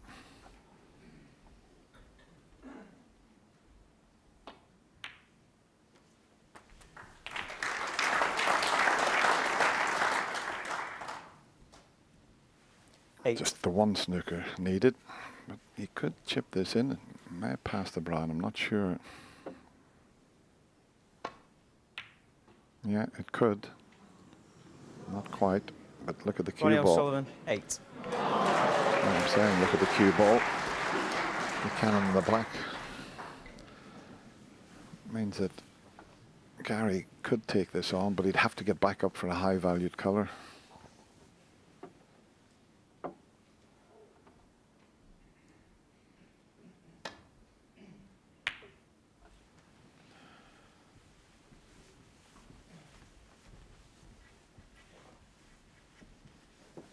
If he had have taken the pot on, he needed pink or black to just need one snooker.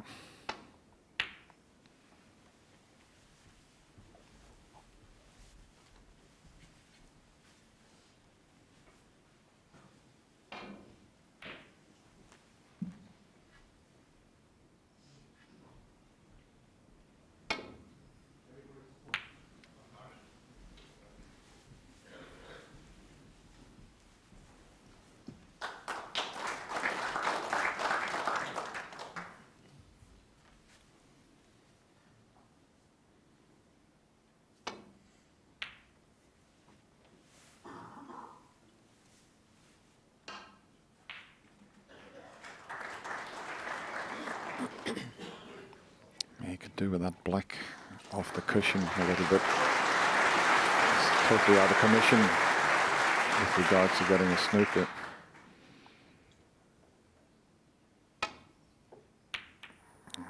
Well, he tried to develop the black, pushed it right over the pocket, and he's got a good cue ball, but I think he's going to find the gap, is he?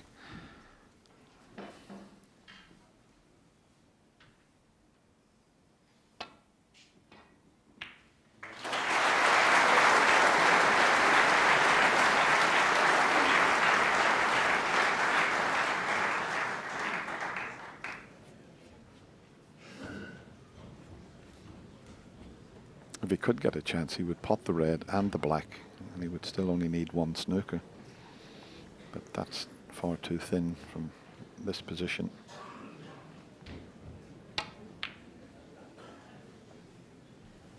Not a bad effort.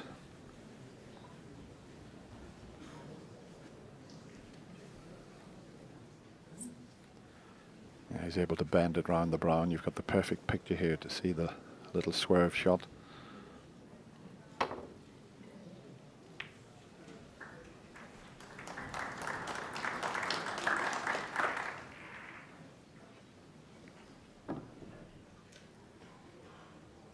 Always nice to see a swerve shot executed.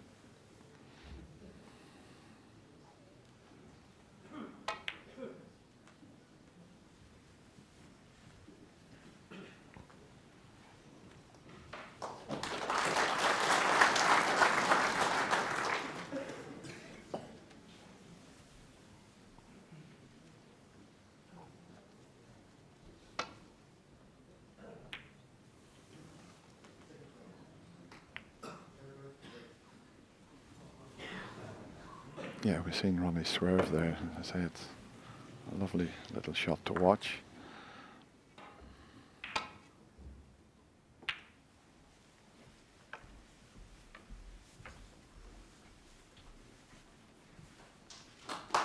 And I can show you how it's executed.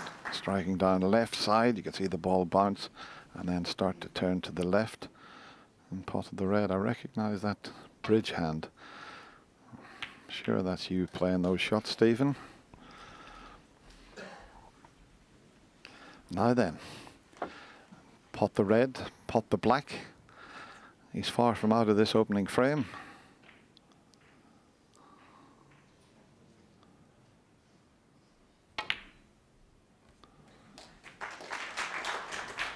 One. And the balls are now nicely placed for that snooker that he needs. Yeah, they could pot black, then pot the yellow, leave the cue ball in behind the green in bulk area, and then just roll up snooker running behind the blue.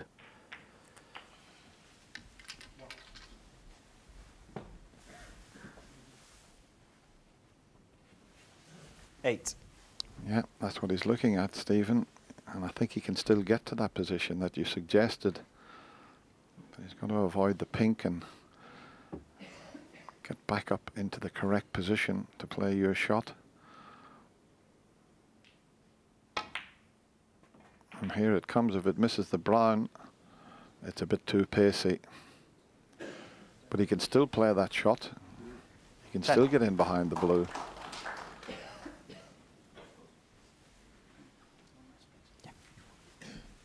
It's one of those, if you could get it tight in behind the blue, it would be very, very difficult to escape from, but very difficult to judge this shot.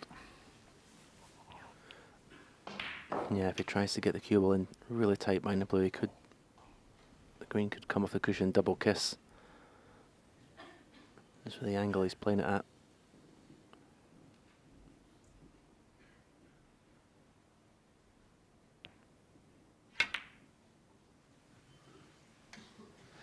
Oh, he just decelerated a little bit. It's a snooker, but he can get enough side just to come off the cushion and clip the green. A little bit harder there, and it would have been very difficult for Ronnie. Mind you, he doesn't like the swerve by the looks of it. He's coming off 1, 2 cushions, possibly 3, in between the pink and black to hit the green. Nicely judged. And the only problem here, if he rolls tight in behind the blue, he's going to be putting the green right over the corner pocket. But I'll tell you what, that might not be a bad thing.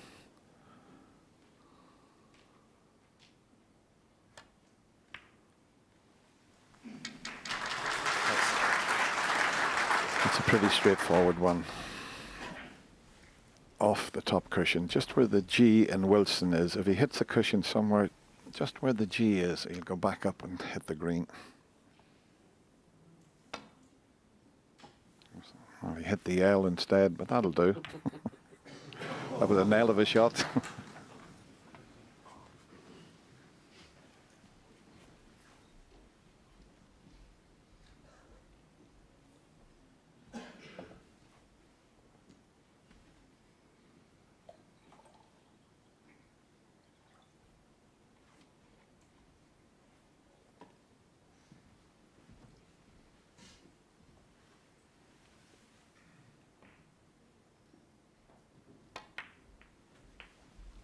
Three.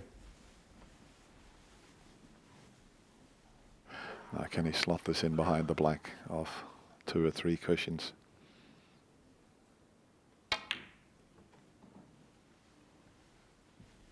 He's going to have to do it with the pink. Gary Wilson, 3.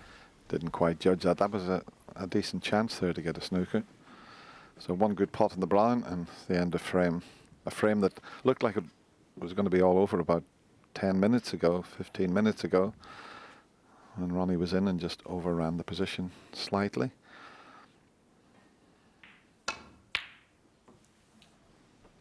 It looked as if he didn't even take the pot on there.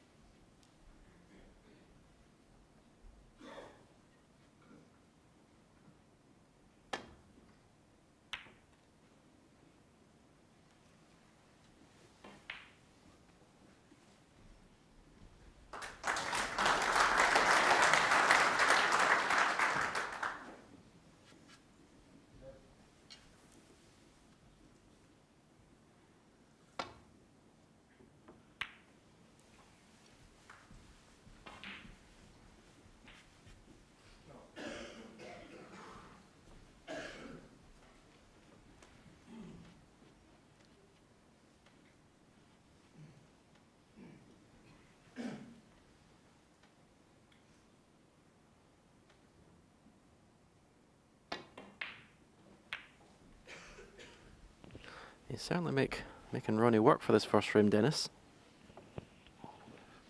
And from Gary's point of view, it's not a bad thing. First time at the Crucible Theatre, he's certainly playing himself in here and getting used to the conditions.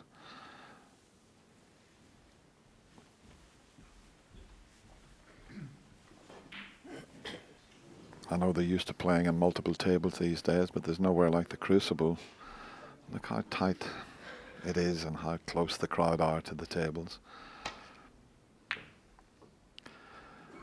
And what great news that was to hear that it's going to be at the Crucible for another 10 years. The cheer that went up last night when Barry Hearn announced that was tremendous.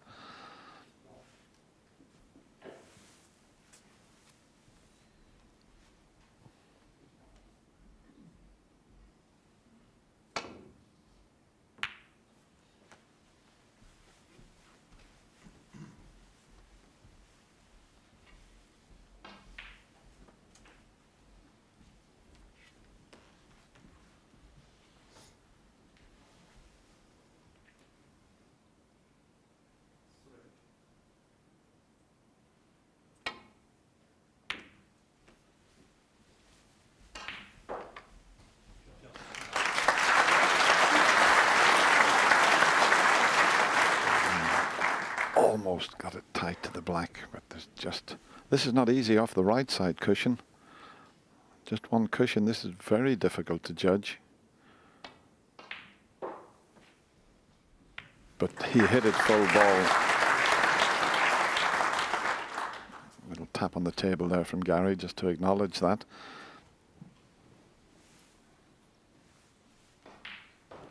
Yeah, it's a problem.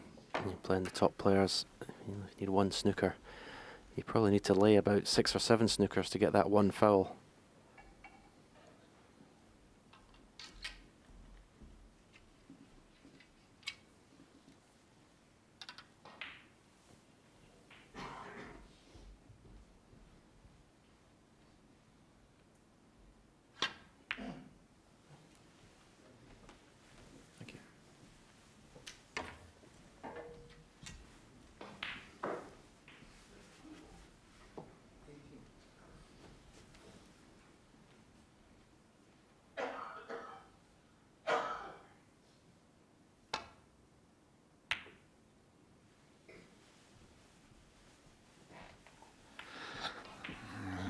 Ronnie's good friend Damien Hirst in the audience. He's at most of Ronnie's matches, a renowned artist.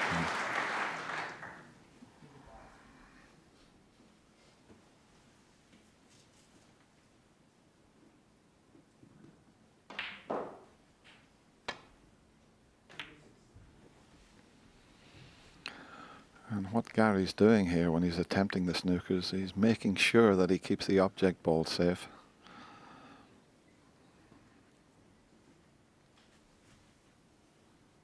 I'll probably roll this into the pocket after saying that. Oh, double kiss.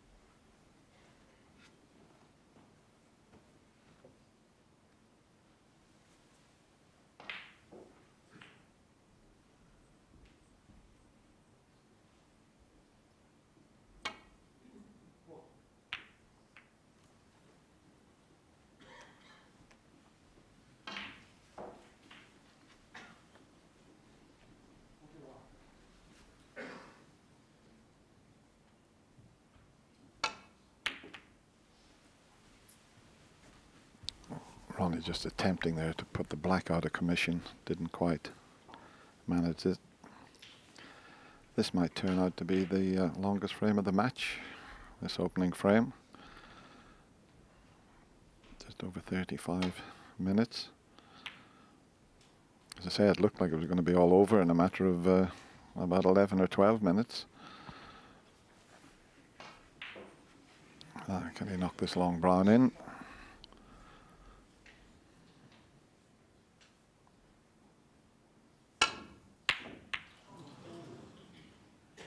Played the snooker behind the pink. Lucky boy.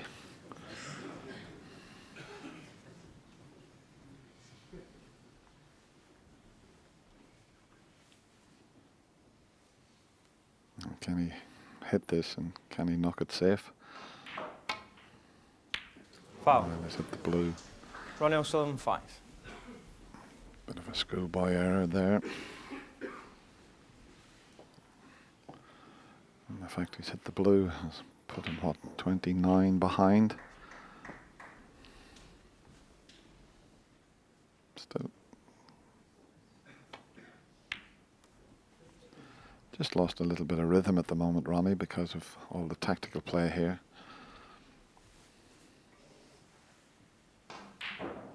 Could screw off the cushion and back over behind the black.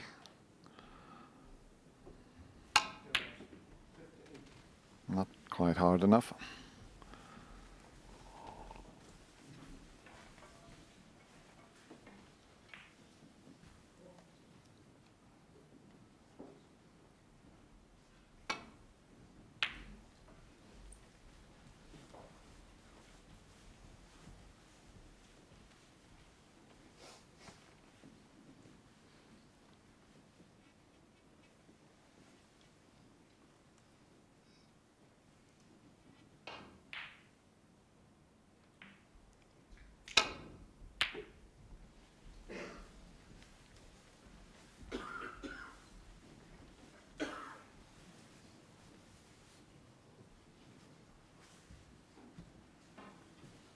I don't think it'll go in the middle pocket.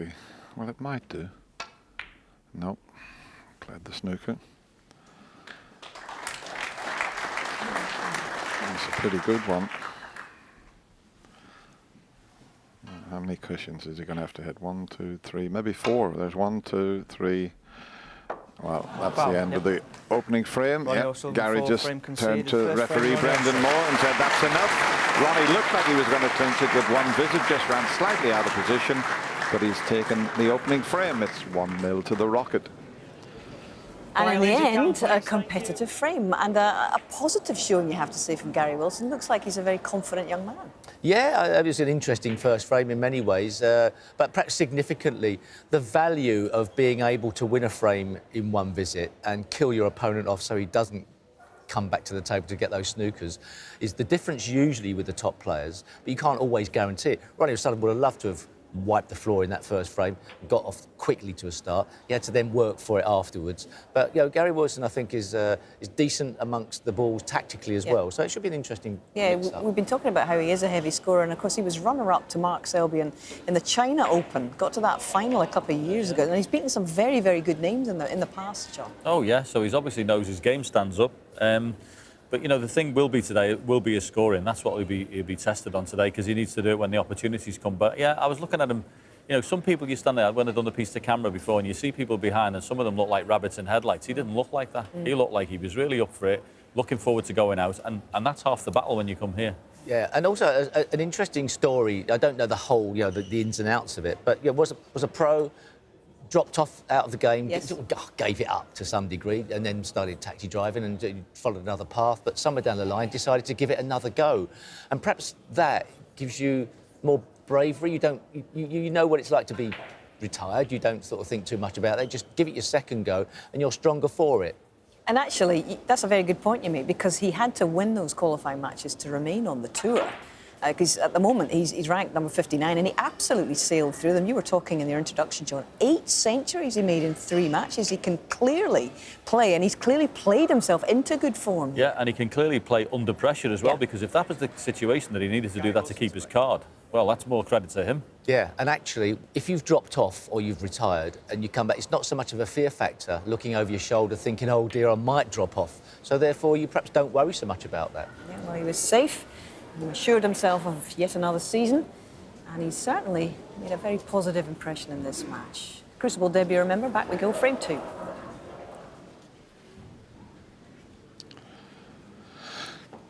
Yeah, not a bad break-off shot, but the only problem, a red went right next to the black and has tied the black up. And that shot has, well, hasn't really freed the black up completely, but it was a good return safety shot from Ronnie there.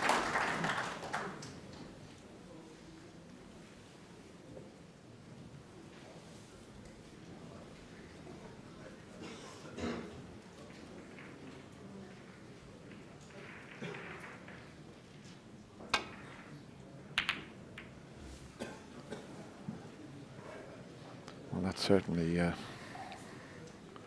freed the black up now, although it's up the other end of the table, but it's in the open.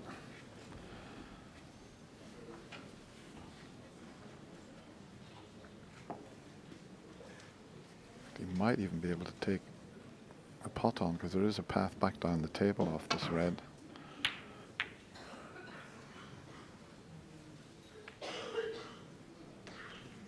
Oh, nice flick as he covered the ones to the right corner.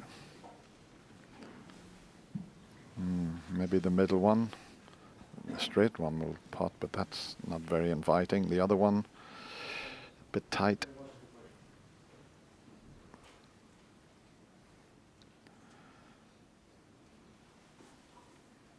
This needs good cueing.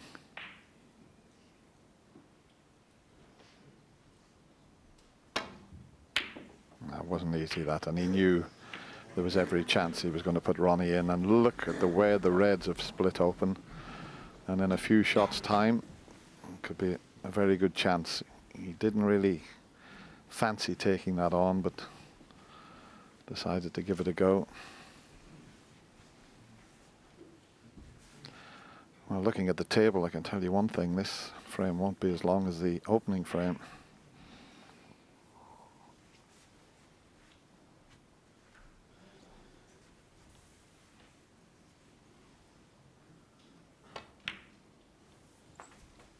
One.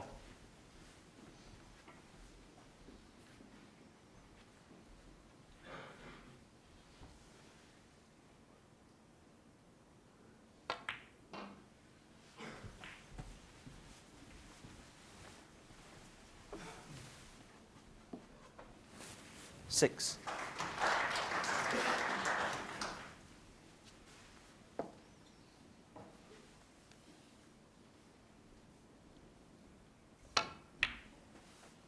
Seven.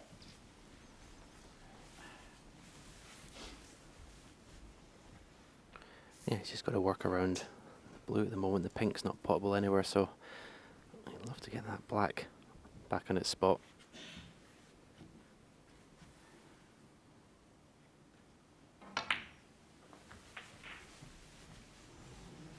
Clever shot. That's red to the left middle. 12. Automatically takes him onto the black. Very clever positional shot there.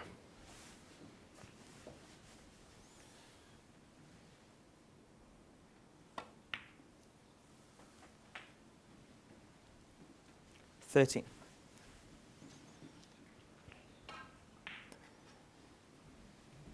Well, looking at his body language. Is he on the black? Oh, he's dead straight. So as long as he cues this right, he'll avoid the in-off in the left middle if he wants to play the screw shot.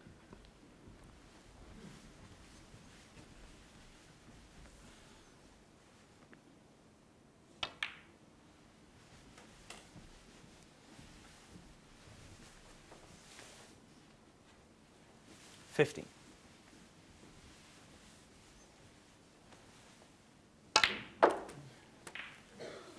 $16.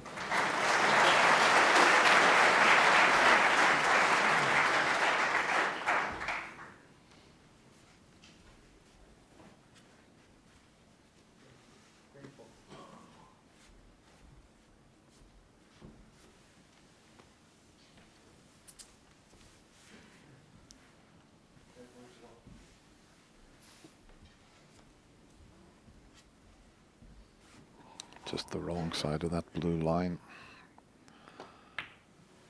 He's having to work a little bit harder for these. Hasn't been in 21. prime position just yet. 22.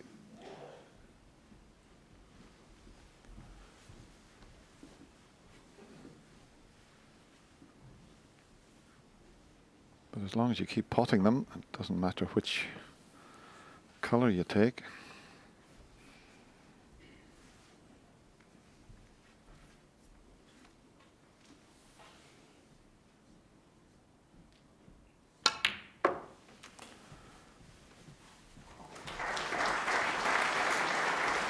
You see, he's had 24. 5 reds and a couple of yellows and 3 blues.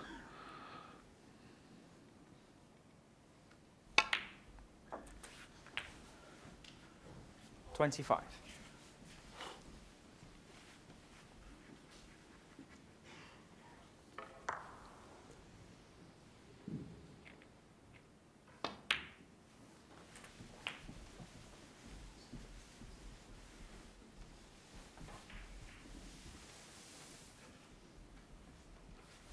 $31.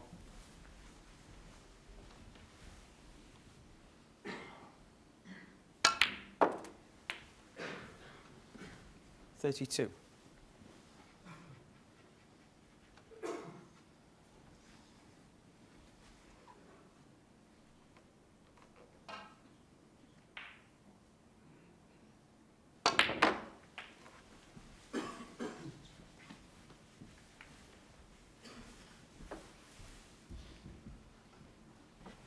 $37. Another very good positional shot there.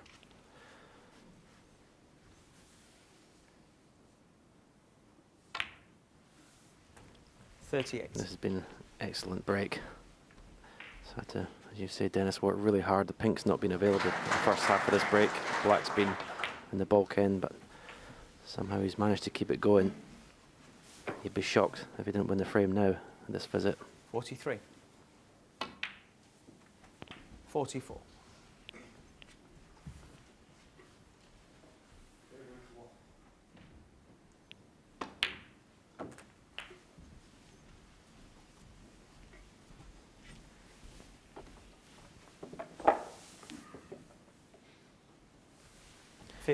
And Gary Wilson knows what's going to happen most of the time when he misses long pots 51. by that distance and leaves the cue ball down this end of the table.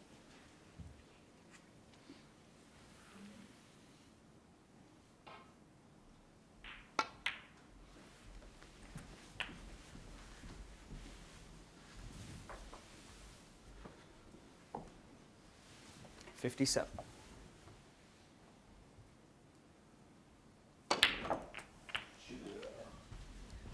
$58. You heard an audible groan there from that shot. Still needs a colour. That might be end of break.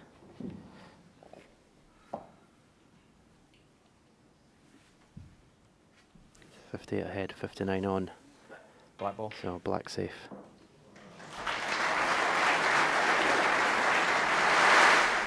Ronnie O'Sullivan, 58. The 57 break in the opening frame didn't quite clinch the frame. He's done exactly the same again. That 58, he was almost there, but still enough for Gary Wilson. But as Stephen mentioned, putting the black safe, the odds are heavily in Ronnie's favour of taking this second frame.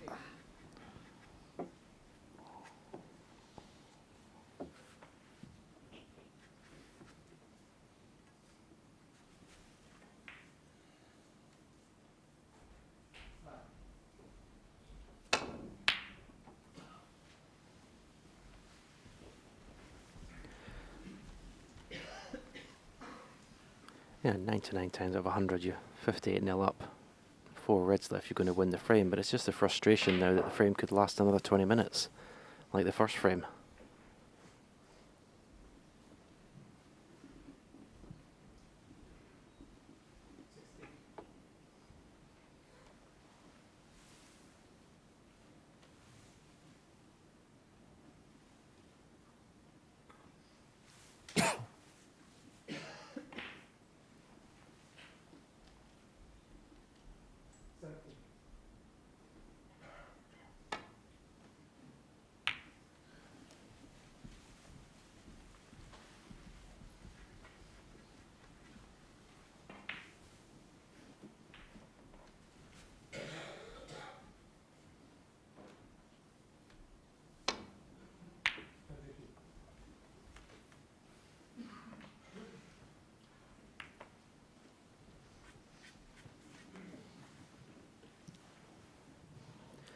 It's actually almost worth leaving Gary a pot because he needs this 4 blacks.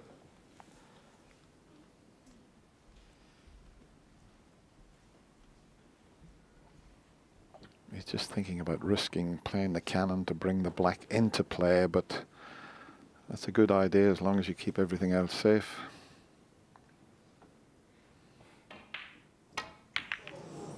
And that's turned out very nice indeed. That's a pretty good shot there to bring the black into play.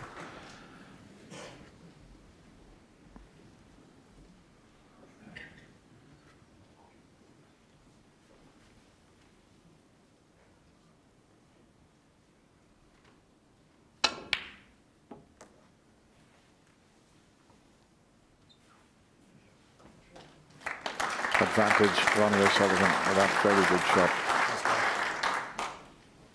Might just be able to get past the yellow. It's very tight. He's having a good long hard look at it.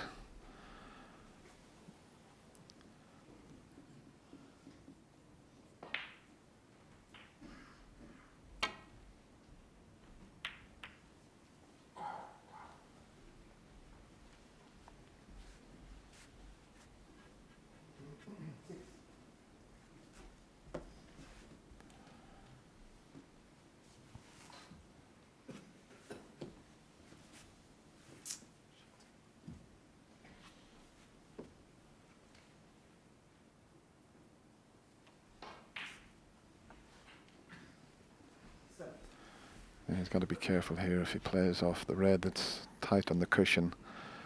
That's why he's thinking. He knows if he hits that thick, he could open the frame up. So he needs a thin contact on this. Played it well. And what a little flick that is. I don't think it's a snooker though.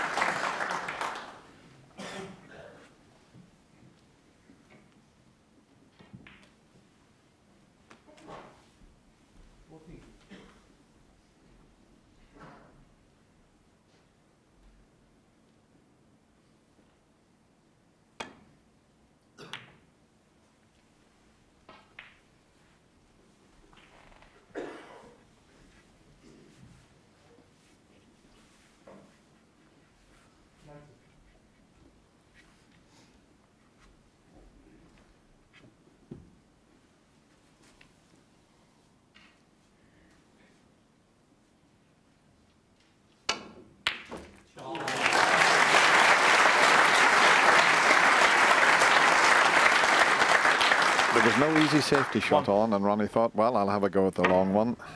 And well, he pushed the cue through in a perfectly straight line there.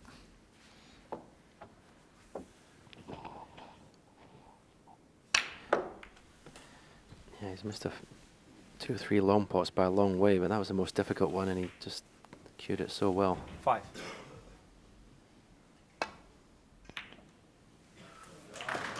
Six.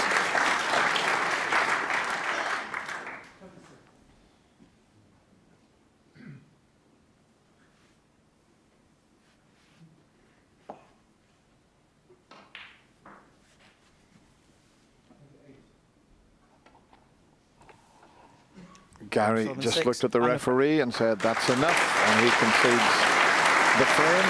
So it's a pretty steady start for the Rocket. He's taken the 2 opening frames. It's 2-0. Steve Mustaine breaks of 57 and 58 for Ronnie O'Sullivan. They make him 3rd favourite this year. The thinking behind that would be what, John?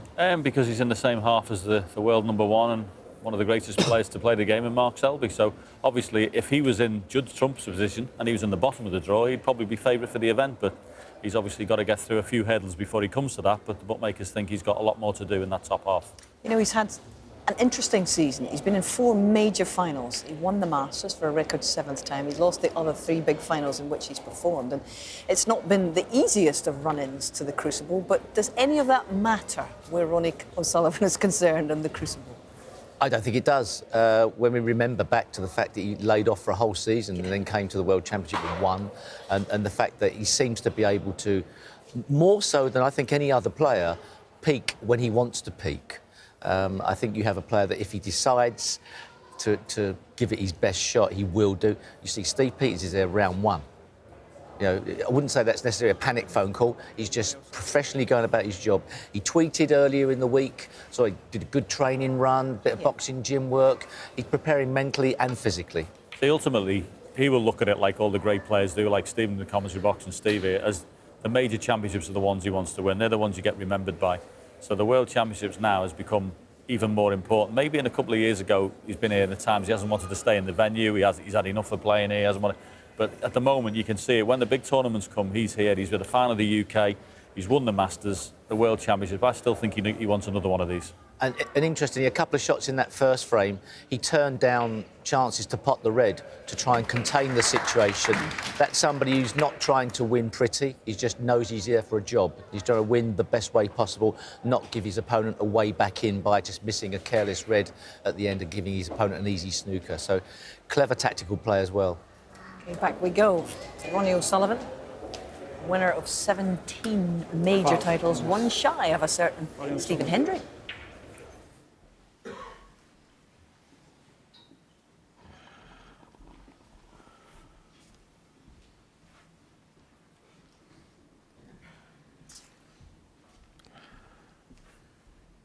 No point in putting them back here, really.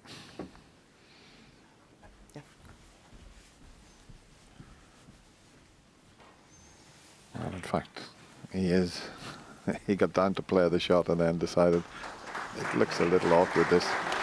He's just hoping that Gary can misjudge the escape. And it's not straightforward. Not much of the pack to just nestle into. Coming off the 2 cushions, and that's the pink this time. Oh, it's the reds first. Well judged. I say well judged. As we show you it again, it looked like it was going to hit the pink and then glanced off the reds. Yeah, he could see enough of the red to pot it. So it was a good decision that Ronnie took to put him back in.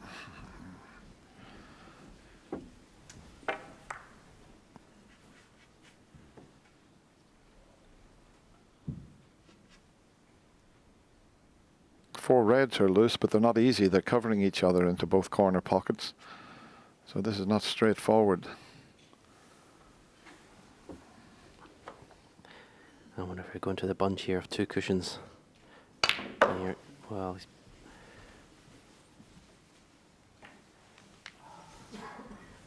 that was close to being a sublime positional shot there. 5. I thought he was going off the 2 cushions into the left-hand side of the bunch, but if he doesn't clip this red, he's been absolutely perfect on this red. Still should get it.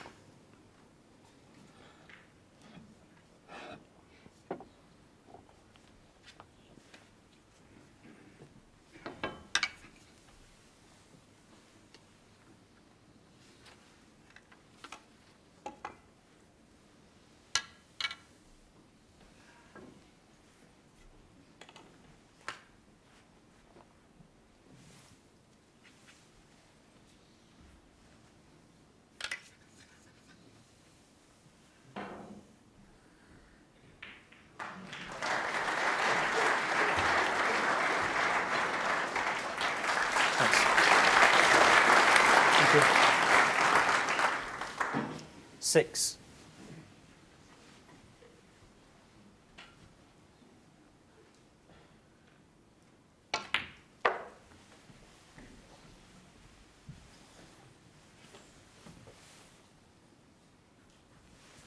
$11. 12.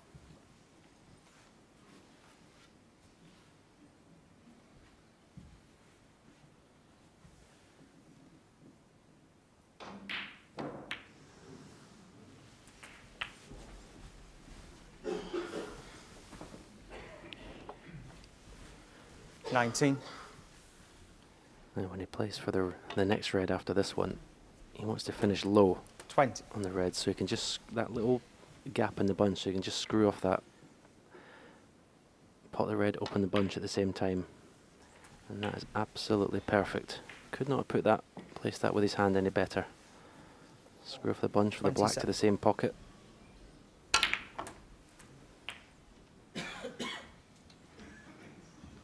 $28. He just came off the bunch a bit quicker than I think they expected there. Got a lot of action on the cue ball.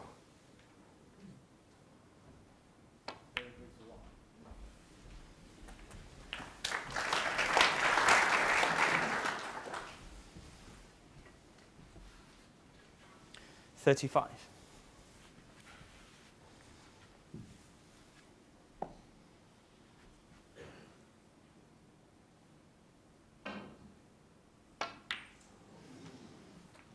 $36.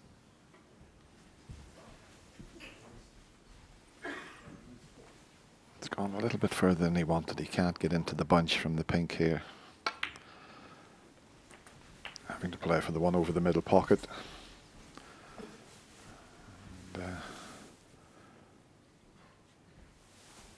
42. so, key shot coming up here. Needs an angle. He doesn't want to be 43. straight on the black, otherwise it's the end of break. And I think he's finished pretty straight. There might be one at the end of the bunch that he can play for. The one to the left of the group of reds.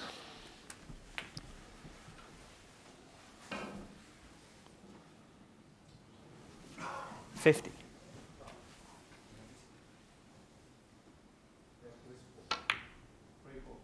Terrific shot. 51.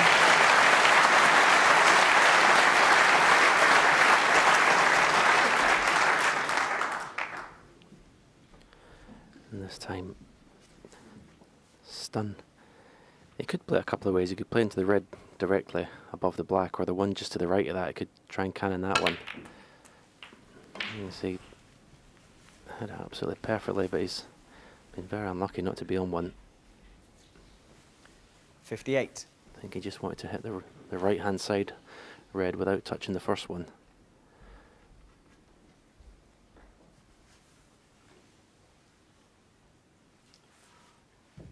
Just awkward cueing.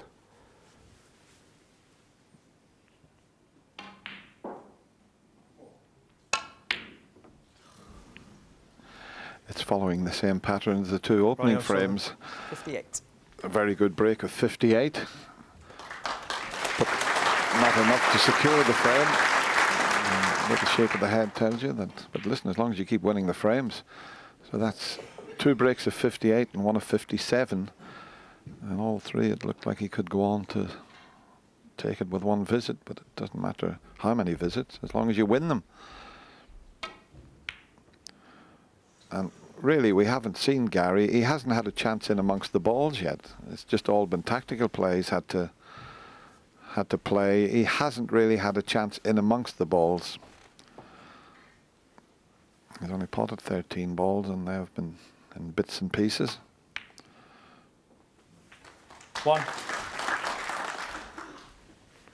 Yeah, it's starting to follow a similar pattern to the match I commentated on this morning, the Mark Selby match. They finished 8-1 up in Fergal O'Brien, in similar situation. Gary Wilson needs to get a frame on the board very quickly. I mean, he was strong outsider at the start to win this match, but unless he does something, This match is going to slip away very quickly in this first session.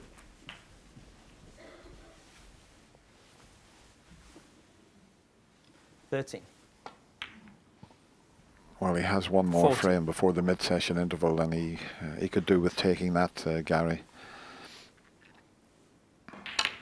But as I mentioned, he just hasn't had a chance in amongst the balls. 21. 22.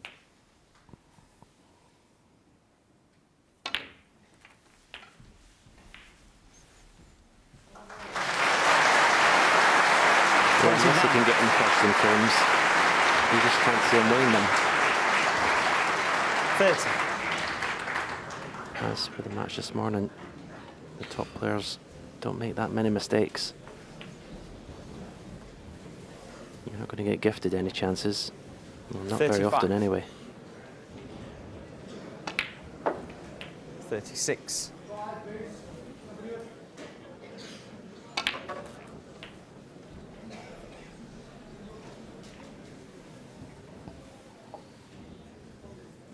43.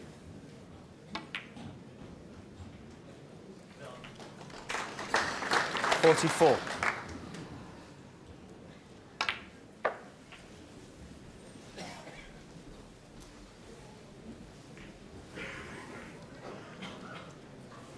49.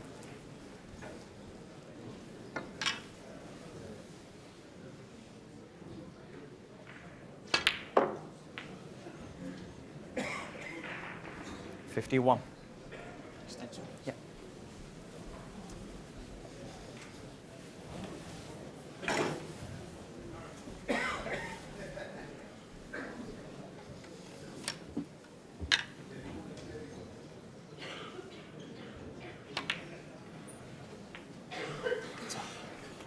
Thanks. 54.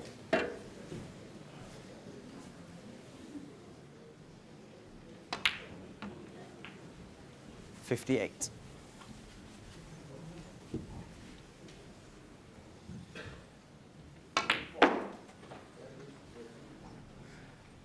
63.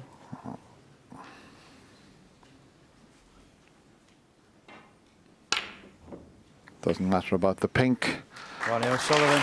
An area break of 58, followed by that break of 63. And Ronnie O'Sullivan now leads Gary Wilson by 3 frames to 0.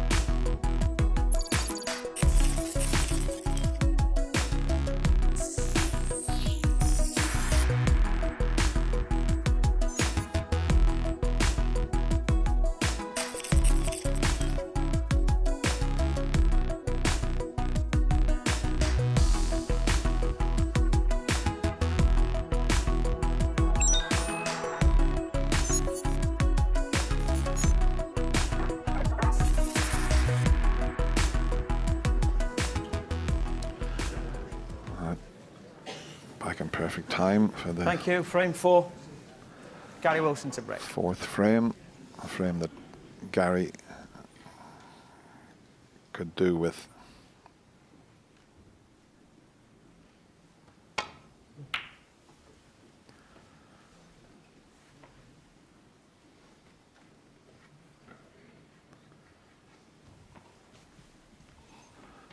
%, that's terrific, but Gary at 76%, but as I mentioned before the end of the last frame, he hasn't had any chance in amongst the balls just yet. Now this might be a chance. Where's that red going to finish up? It doesn't pass the brown, so it's not an easy chance. I don't think it passes the brown.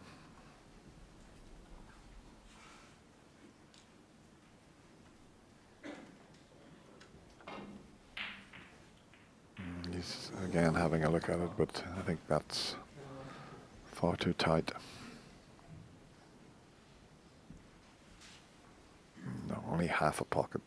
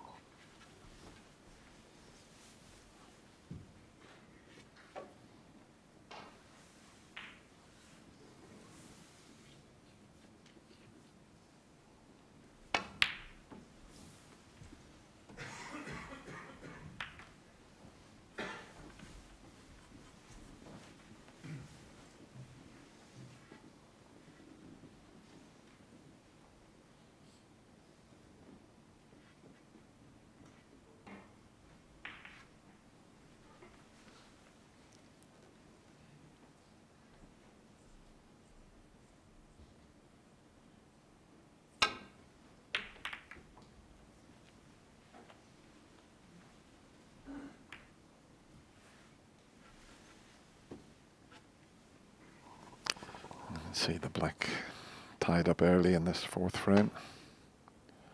It's not tied up now. Ronnie immediately taking the chance to bring it into play. Needs the white to pull up. And it has.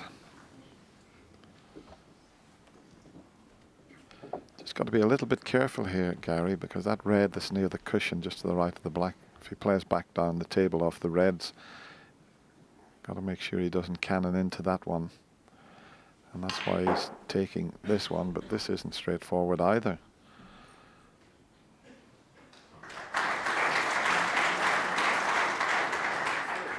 He played it well, though.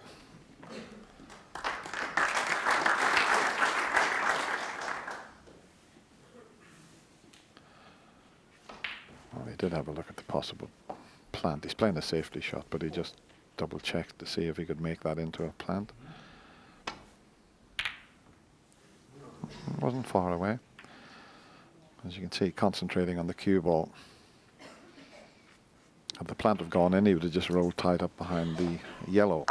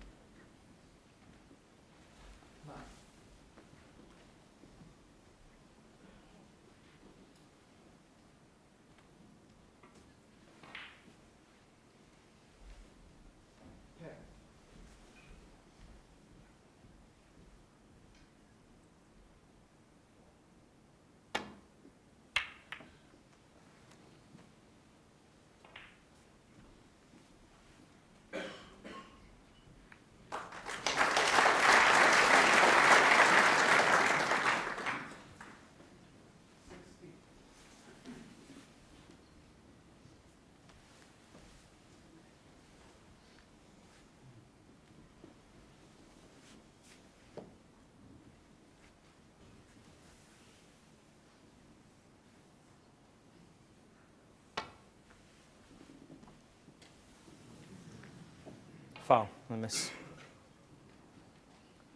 Gary Wilson 4. I think that one confused Ronnie. In fact, he almost hit the black. He got very close to the black, trying to hit two cushions and flick off the reds. Gary, thank you. But it's worth giving 4 points away rather than hitting the red thick. Oh, he's nowhere near them. I think it's coming Foul, off the yes. second cushion. Gary Wilson 4. Not as he's anticipating. So he needs a little bit more side on the cue ball to create the angle. Third time lucky.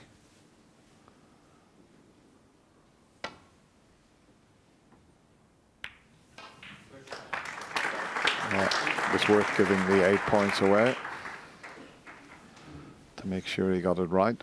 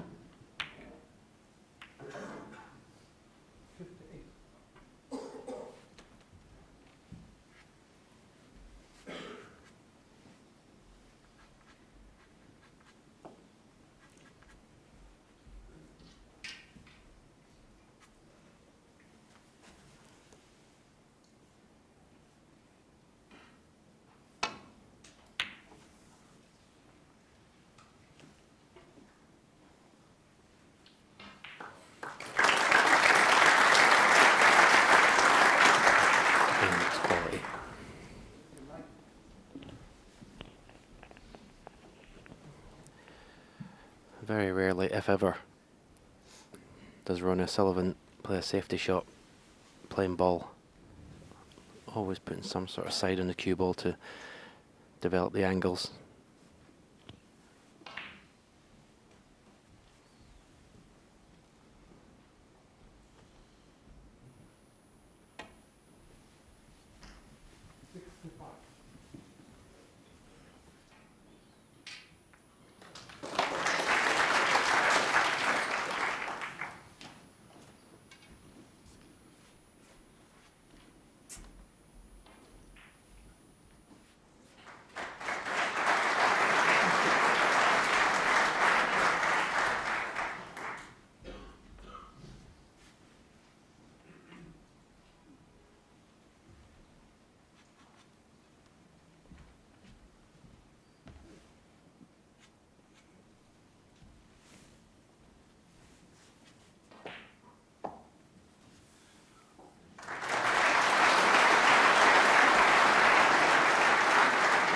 Such a good target in behind the brown and yellow.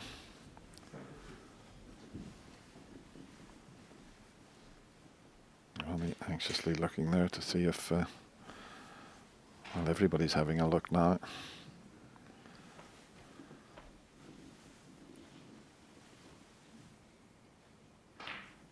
He's taking the pot on by the looks of things. Oh. How's your luck, Gary?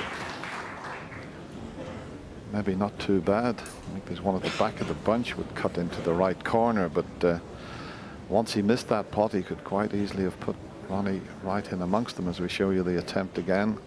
It was very difficult. And still, Gary can't get a chance in amongst the balls with an easy starter.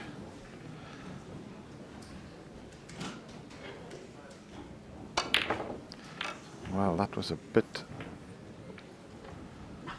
well, what's the word I'm looking for? A little bit wild from Ronnie. I mean, he's been very patient, but not happy with that, I can tell you.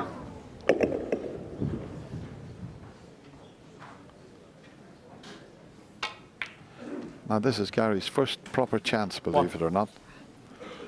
The pink's awkward, the black's not too badly placed. It's not an easy opening for the very likeable man from Wall's End.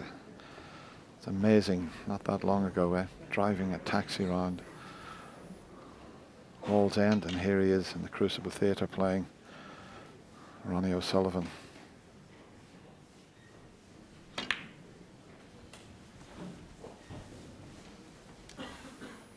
I'll take it, Gary. 3.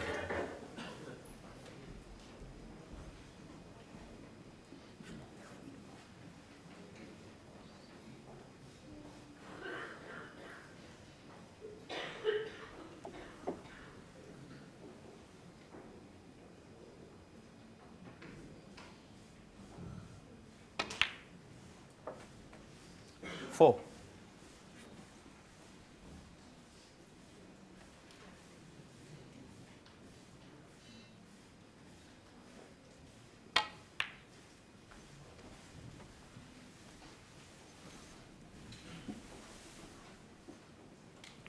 Seven. Well, the red to the right middle, he could actually play for the black. Stun across. He's not entertaining that. But the sooner he gets that black on its spot, this becomes a good opportunity to win the frame. He's playing the easier shot.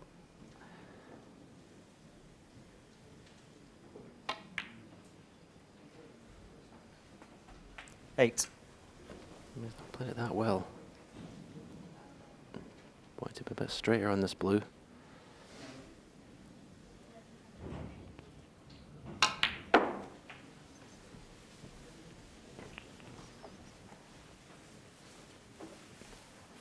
He can play the same shot now. He'll play over 30. for the black to the left corner. That was a decent shot in the blue there.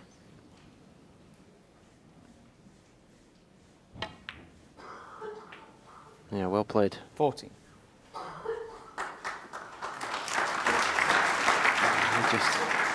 He's straight enough that he can just screw back and play the red next to the black to the same pocket. Oh, he's got a little bit of an angle.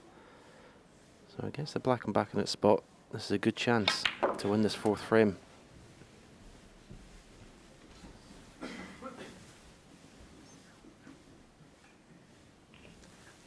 $21. Very important visit to the table, this Gary Wilson in this match. And you see the sidebar, 70 points required to put the frame beyond his opponent.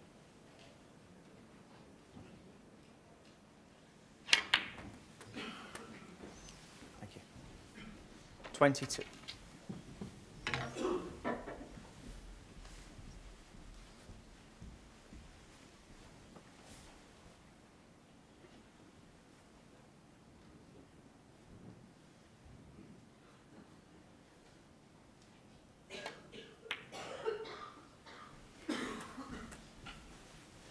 As I've already said, 8 centuries in the 3 qualifying rounds that he played to get here, so 29. this is will be one of his strengths. He's scoring.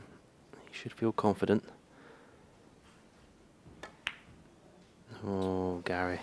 As soon as I've said that, that was a Gary poor Wilson, shot. 29. He'd be very disappointed. What an opportunity.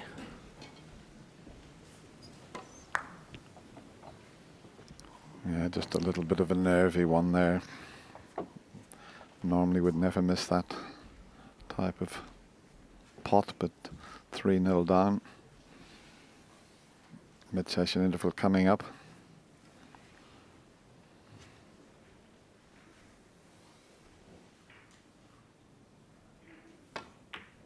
Oh, well then it was a thin one, but he still should have.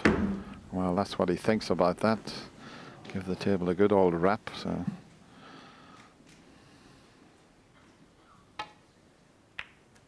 I think he forgot about the pot there, Ronnie. He was thinking about which way he should go about getting onto the black, and then in the end forgot to pot the red.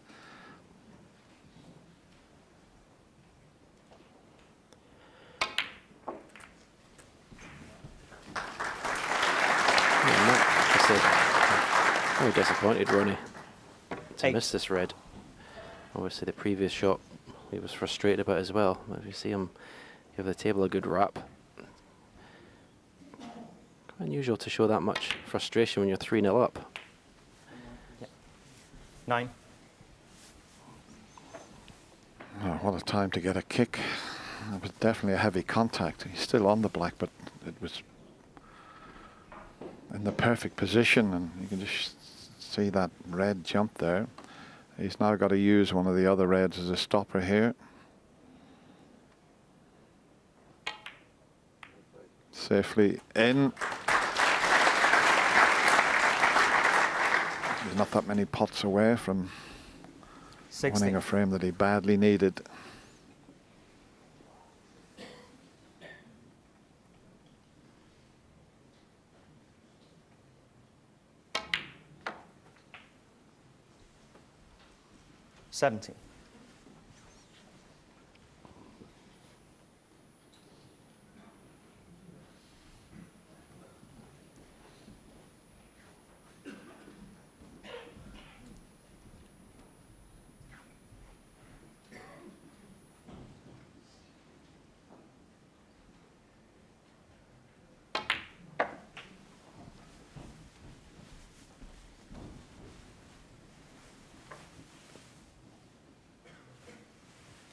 22.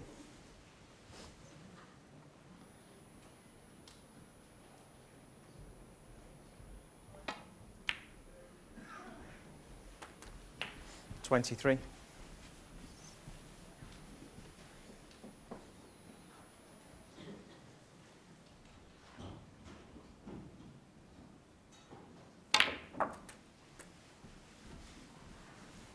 And all of a sudden, Gary Wilson will be heading to 30. the mid-session interval, and really, he won't be that disappointed. He never really got a chance in the 31. 3 opening frames. Ronnie had breaks of 57 and 58, 58, 63. But he looked a little frustrated there when he gave that table a good old rap. I don't know whether they practiced that or not, because you could damage your knuckle. 38.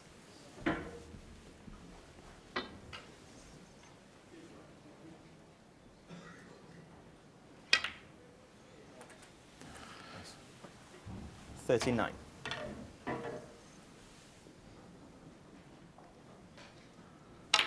And we always say you never ever settle until you get your first frame on the board. Well, Gary's certainly done that, and it's going to make it 46. an interesting second session. This match will be played to a conclusion tomorrow afternoon. 47.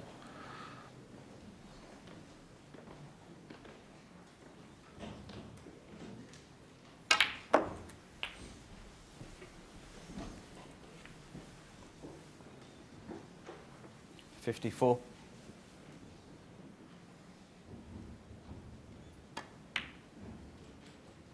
I think he got another kick Gary there, Wilson, but 54. it doesn't matter. And the front. Ronnie said that's enough. Showing a little bit of frustration there, but Gary, well, he'd be pleasantly happy going to the mid-session interval, although he still trails by 3 frames to 1.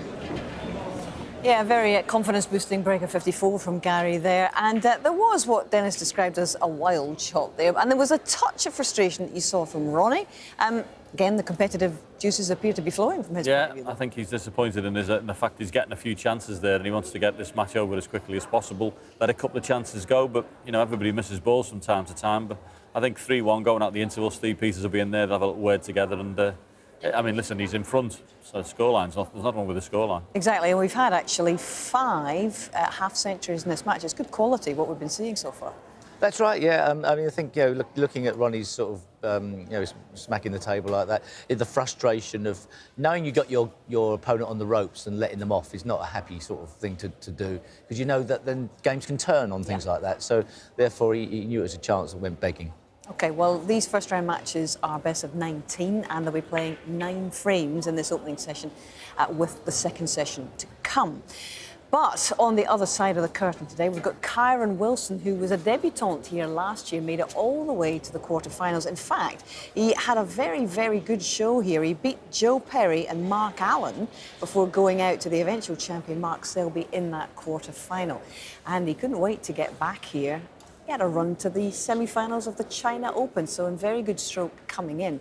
Not sure about his chosen method of arriving, though. The transport situation in Sheffield, very dodgy.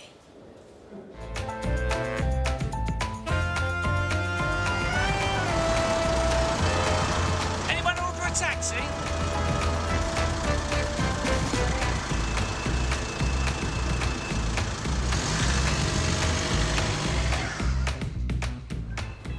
Oh, hello, Morning. Steve. You all right? How you doing? Not bad. How are you? All right, thank you.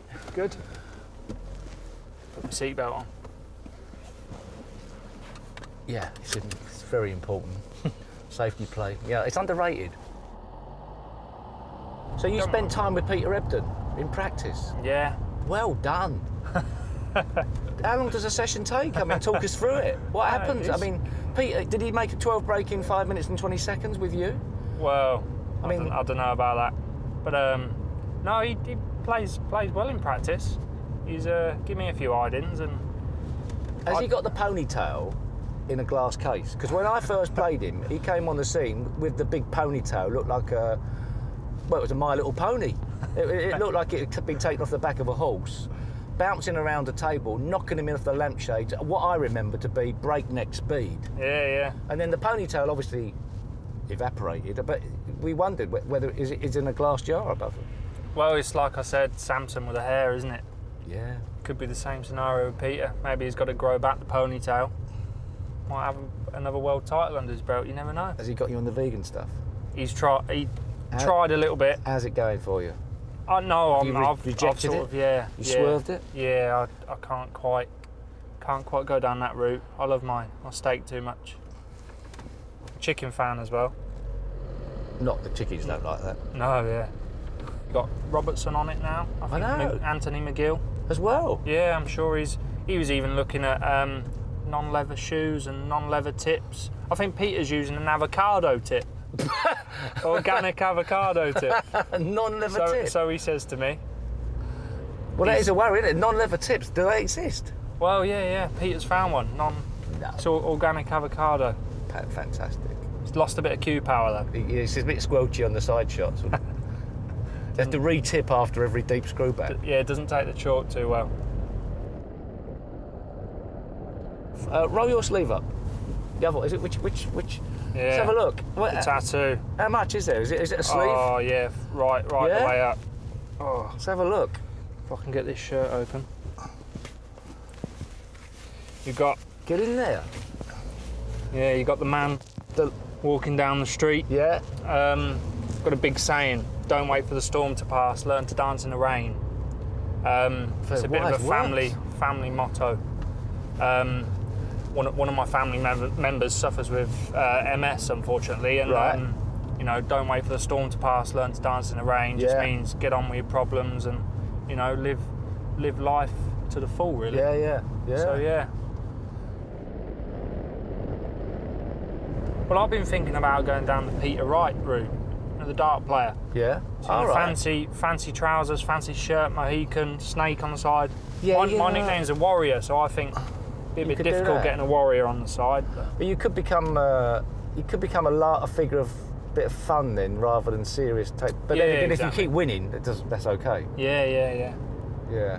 Well, you never know. The endorsement deals for possibly clothes. You never know.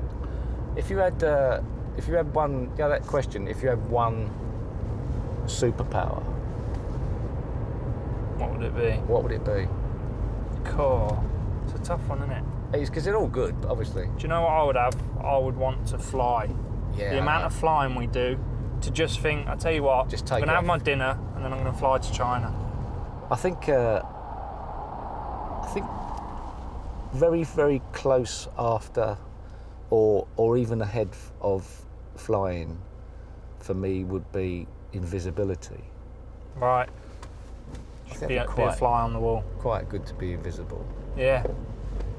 If you had some fun. Just nudge someone's cue. You could have nudged Dennis on the black ball. You could have nudged him. Perhaps you did it to me.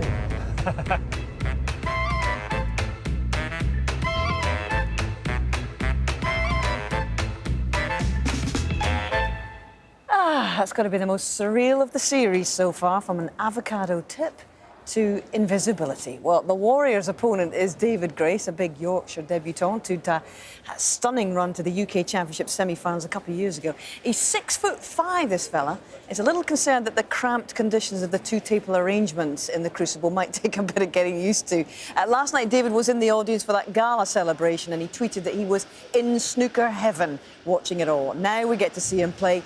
David ahead in frame one, but it's Kyron Wilson who's trailing by 46 points in this opener that we're going to see first. Willie Thaw and Ken Doherty have teamed up to watch it.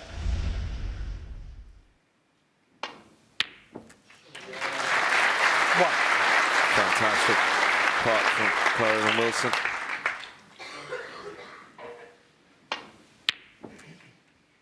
Very, very good. Nicely on the black too.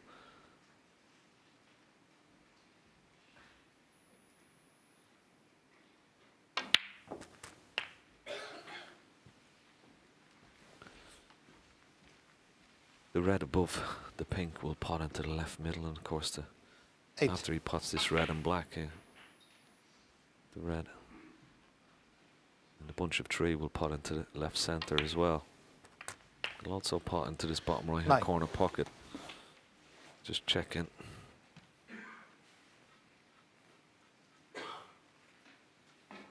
I'd love to have an angle when potting this black on the next red, that when he pots the red he can nudge the 2 reds that are very close together into pottable positions as well.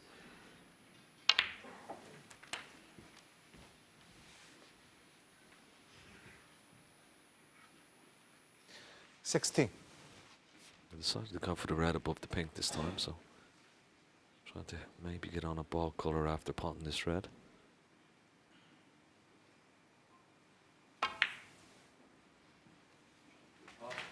Yeah, good pot. No, it's important if he can. And getting on this next red, he's got a nice angle that he can bring the other 2 reds into play.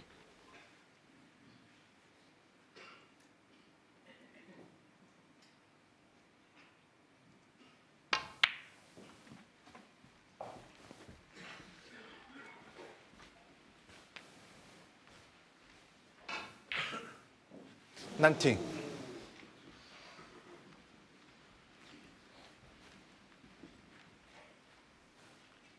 Well, he hasn't found that angle.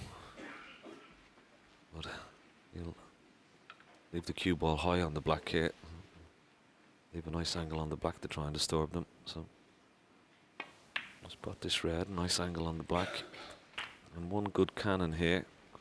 20. Bring these 2 reds into play, and it could be a great chance to steal this frame.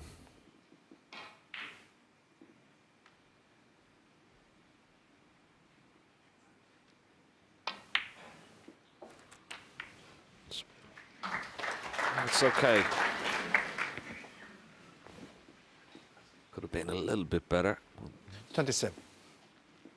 Pot into right centre and up into the top right-hand corner pocket.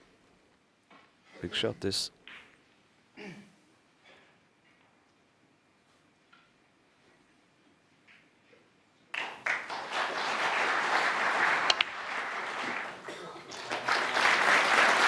Excellent pot. Could have done with another 2 or 3 inches of pace on the cue ball though. 'Cause even if he just drops this black in dead weight, he won't finish perfect on this next red. Just wonder whether he can play the little cannon on the pink just to slow the cue ball down. I played the cannon on the red instead to slow the cue ball down, and he's played that beautifully. 35. Well, right back into the frame now, trays by 11 points.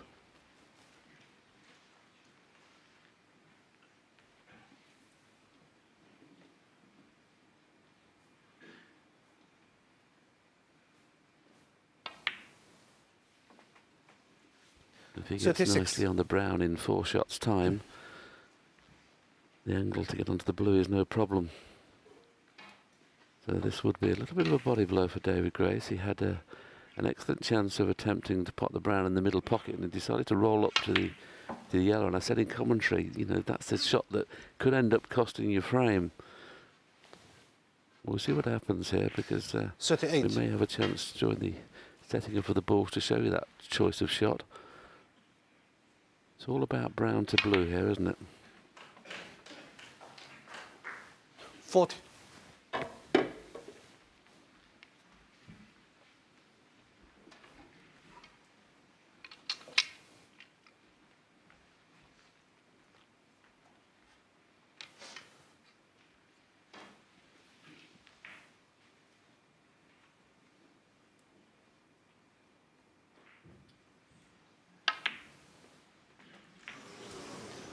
$43. Well, didn't see that one coming. That was a bit of a deceleration on the backswing there. Just trying to miss the brown. Have a nice angle on it to get down towards this blue, but that's end of break now.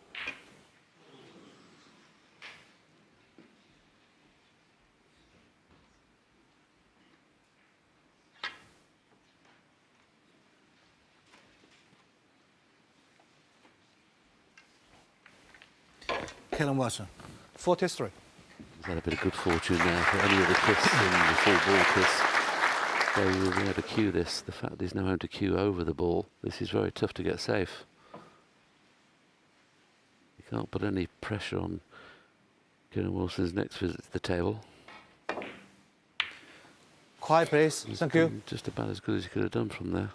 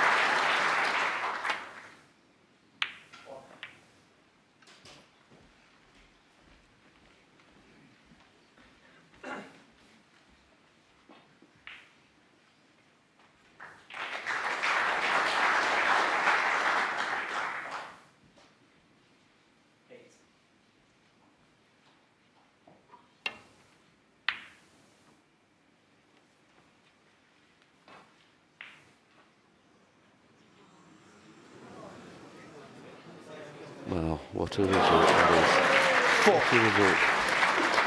It was always dangerous playing the brown up into the area of the blue, pink and black, but he decided he felt that he could get away with it.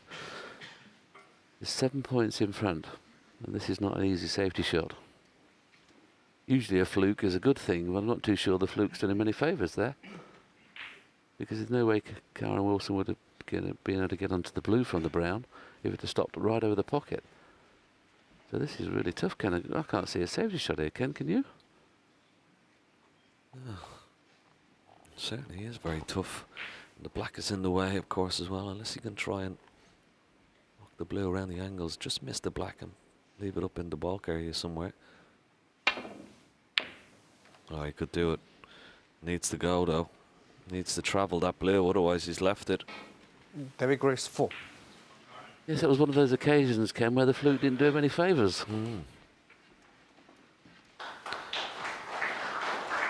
Okay, if you just had to pot the blue, you would say no problem, but he's got to negotiate position for the pink. Got to dig down into the cue ball. Swinging off 3 cushions. 1, 2. This 5. looks very, very good. Oh, what a shot this is. Excellent shot. Well played. He couldn't have hit that much better, will he? Well, if ever you could say that position of shot was played to the inch, that was exactly it. Excellent. 11. So after the fabulous blue, this straightforward black for the opening frame for Kieran Wilson, and in it goes. Excellent clearance from blue to black. And Kieran Wilson wins the first frame. He leads David Grace by 1 frame to 0. And in fact, he's just gone 3-1 up at their mid-session interval. That's the situation there. How much do you like watching Kieran Wilson? Well, we saw last year with the way he attacks the game, he approaches the game, he's very positive. He seems to have a lot of confidence around the table. That comes probably from practicing and proving to himself he's good. But that shot he played on the blue, it wasn't that hard a pot if you haven't got to play the positional side, but he controlled that, made the pot a lot harder because of it. What a beautiful positional shot. Yeah. And as for David Grace, he's like a kid in a sweet shop to be here, isn't he? Yeah, I had to apologise to him before because I didn't recognise him at the do last night. I mean, he's lost 5.5 stone. Yeah. And it's made him taller. Yeah, he I looks just didn't recognise him at all, taller. so I said to him, sorry, I didn't realise it was you, you know, because we saw him in the UK when he got beat by Liang Wenbo, and he was, like, obviously 5.5 stone heavier, and I didn't recognise him, but he's a proper player. And it's interesting, these have played on 2 occasions, and David Grace is actually 2-0 ahead. Yeah. So, obviously, this is somebody who's got to pay attention to, Kieran Wilson. OK. I was just going to say, it's an interesting thing when somebody loses a lot of weight, they're used to playing with their cue, and they're usually rubbing it on their chest, and then all of a sudden their chest isn't there, effectively. It's a different position for the cue. Exactly. Well, he's at their mid-session interval, and that will be continuing when we move to BBC Two. We're nearly there, actually. But, you know, golf has its Legends Tour. It's called the Champions Tour there for players over 50. And snooker has its Legends Tour as well. It's very popular amongst the fans and extremely popular with the players of old. When I created Snooker Legends, I wanted to create an event that I would like to go and see as a snooker fan. So when I was looking at creating perhaps my idea of the World Seniors, I was looking at creating a tournament that I would love to play in as a player.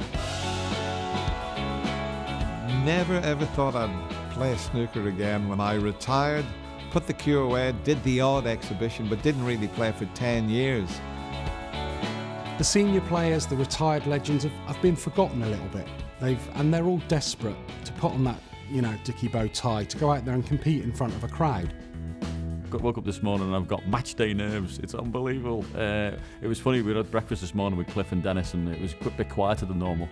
And Cliff said, "It's game day." We all know what that means. It's just it's a strange thing to get your cue out and play, and all the butterflies come back. We're all pretty serious about when we get on the table. I mean, you only have to watch everyone practicing to see how serious they're taking it. It's going to be interesting to see how it goes. I'll tell you what, when you get out into that arena and into a sort of a match situation, when you haven't done it for a long time, it's scary. You can do it in practice and do it in the exhibitions, but when you get back on the match table, it's tough, but it's a lot of fun. I've got to say, Joe Johnson, in his first match, gave this whole event validity and credibility by beating Patrick Wallace. And I think he proved that we can have some real snooker, and it does mean something. And, for the first time in, he said, 30 years, he walked out of a theatre and he felt a foot taller, and people were coming up to him. They wanted photos, they wanted to shake his hand, they wanted an autograph, they wanted to say well done. These guys just don't want to be forgotten. It's what we've been saying all along, that something like this is needed, not just on an entertainment basis, but even opening doors for snooker around the world and playing some of the legends who still want to play and entertain, and also play a bit of match play in with that as well. It was great of our association to give the winner of the Legends a wild card with the chance to get to the Crucible Theatre. They'll have to go through the qualifying rounds, but the chance is there for some of the top amateurs that play in the World Seniors, but the chance is also there for someone like the 7 times former world champion, Stephen Hendry. I mean, it almost be like my first time again, when I was like 18 or whatever. It was my first time, I played Willie Thorne. It'd be almost like that again, because I've been away from the game for 4 years or so, to actually walk through that stage door and go to the practice room with a cue in my hand, not a microphone. And when they asked me to play in this tournament about, 2 months ago, I said, well, I could play, but I said, I've got to get some glasses. I've had 5 pair of glasses. I've had slab on, slab off, prism in, prism out, different strengths in each eye, then contact lenses, and unfortunately none of them work. The draw went that I could possibly be playing Willie Thorne in the first round, who I played my first match at the Crucible ever. So that would have been fantastic. Unfortunately, Willie lost. So I'm going to have to play somebody I haven't got a clue who he is. There were a lot of people that used to be very, very good players that haven't played in a lot of years. I've seen some faces over the last couple of years I haven't seen for 20 years. And it's good, they're kickstarting, they're playing again, they're enjoying it. I think it can only help and improve snooker. We're hopefully at the start of a journey that moves into a seniors tour. That would be the ultimate goal. And if the WPBSA continue to support and can give us places in some tournaments, because no doubt about it, the guy who wins will have earned that place. I haven't played much because there's not really been a purpose to playing, but if we get these seniors events and there's 6, 7, 8 of them, whatever it is, through the season, then we'll all keep playing, getting our cue out and enjoying it. But you can't really practice if there's no end product to it. There's nothing you're playing in, but we've all enjoyed getting our cue out and rolling back the years. Time stops for no man, so in a few years, if I can be part of a vehicle that is there for Jimmy White, Ken Doherty, eventually Ronnie O'Sullivan, John Higgins, Stuart Bingham, the guys who are getting into their 40s, when they retire, they've had nothing to go to.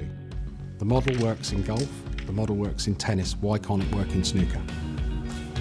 Well, that's Peter Lyons, now an amateur who beat John Parrott in the final of the World Senior Championship in March, gained a pass into the qualifying rounds as a consequence of this year's Crucible here in Sheffield.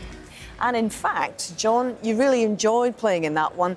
Had you beaten Peter, which of course you didn't, would you have been prepared to have taken up that pass in the qualifying round? Absolutely. I'd have been probably hammered by whoever had played, but I'd have taken it up, yeah, because that was part and parcel of it. And the tournament itself was fantastic. Honestly, the amount of people there who came to watch was brilliant, and there's already in the pipeline to have more of them, and I've already signed up for them. They're just great fun. And of course, Peter Lyons, the man who won that World Senior title, actually did come to Sheffield here into the qualifying, and he was beaten by the man we're watching today, Gary Wilson. And speaking of whom, Gary Wilson and Ronnie O'Sullivan will be coming back very shortly on BBC Two, actually, because we're going to pop over to BBC Two now to watch the last few frames of the opening session featuring the 5-time world champion Ronnie O'Sullivan. He's here for the 25th time. Can't believe that, since making his debut here in 1993.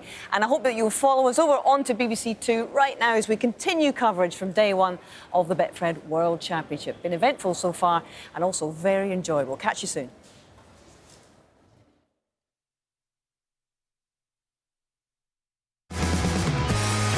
Well, it's final score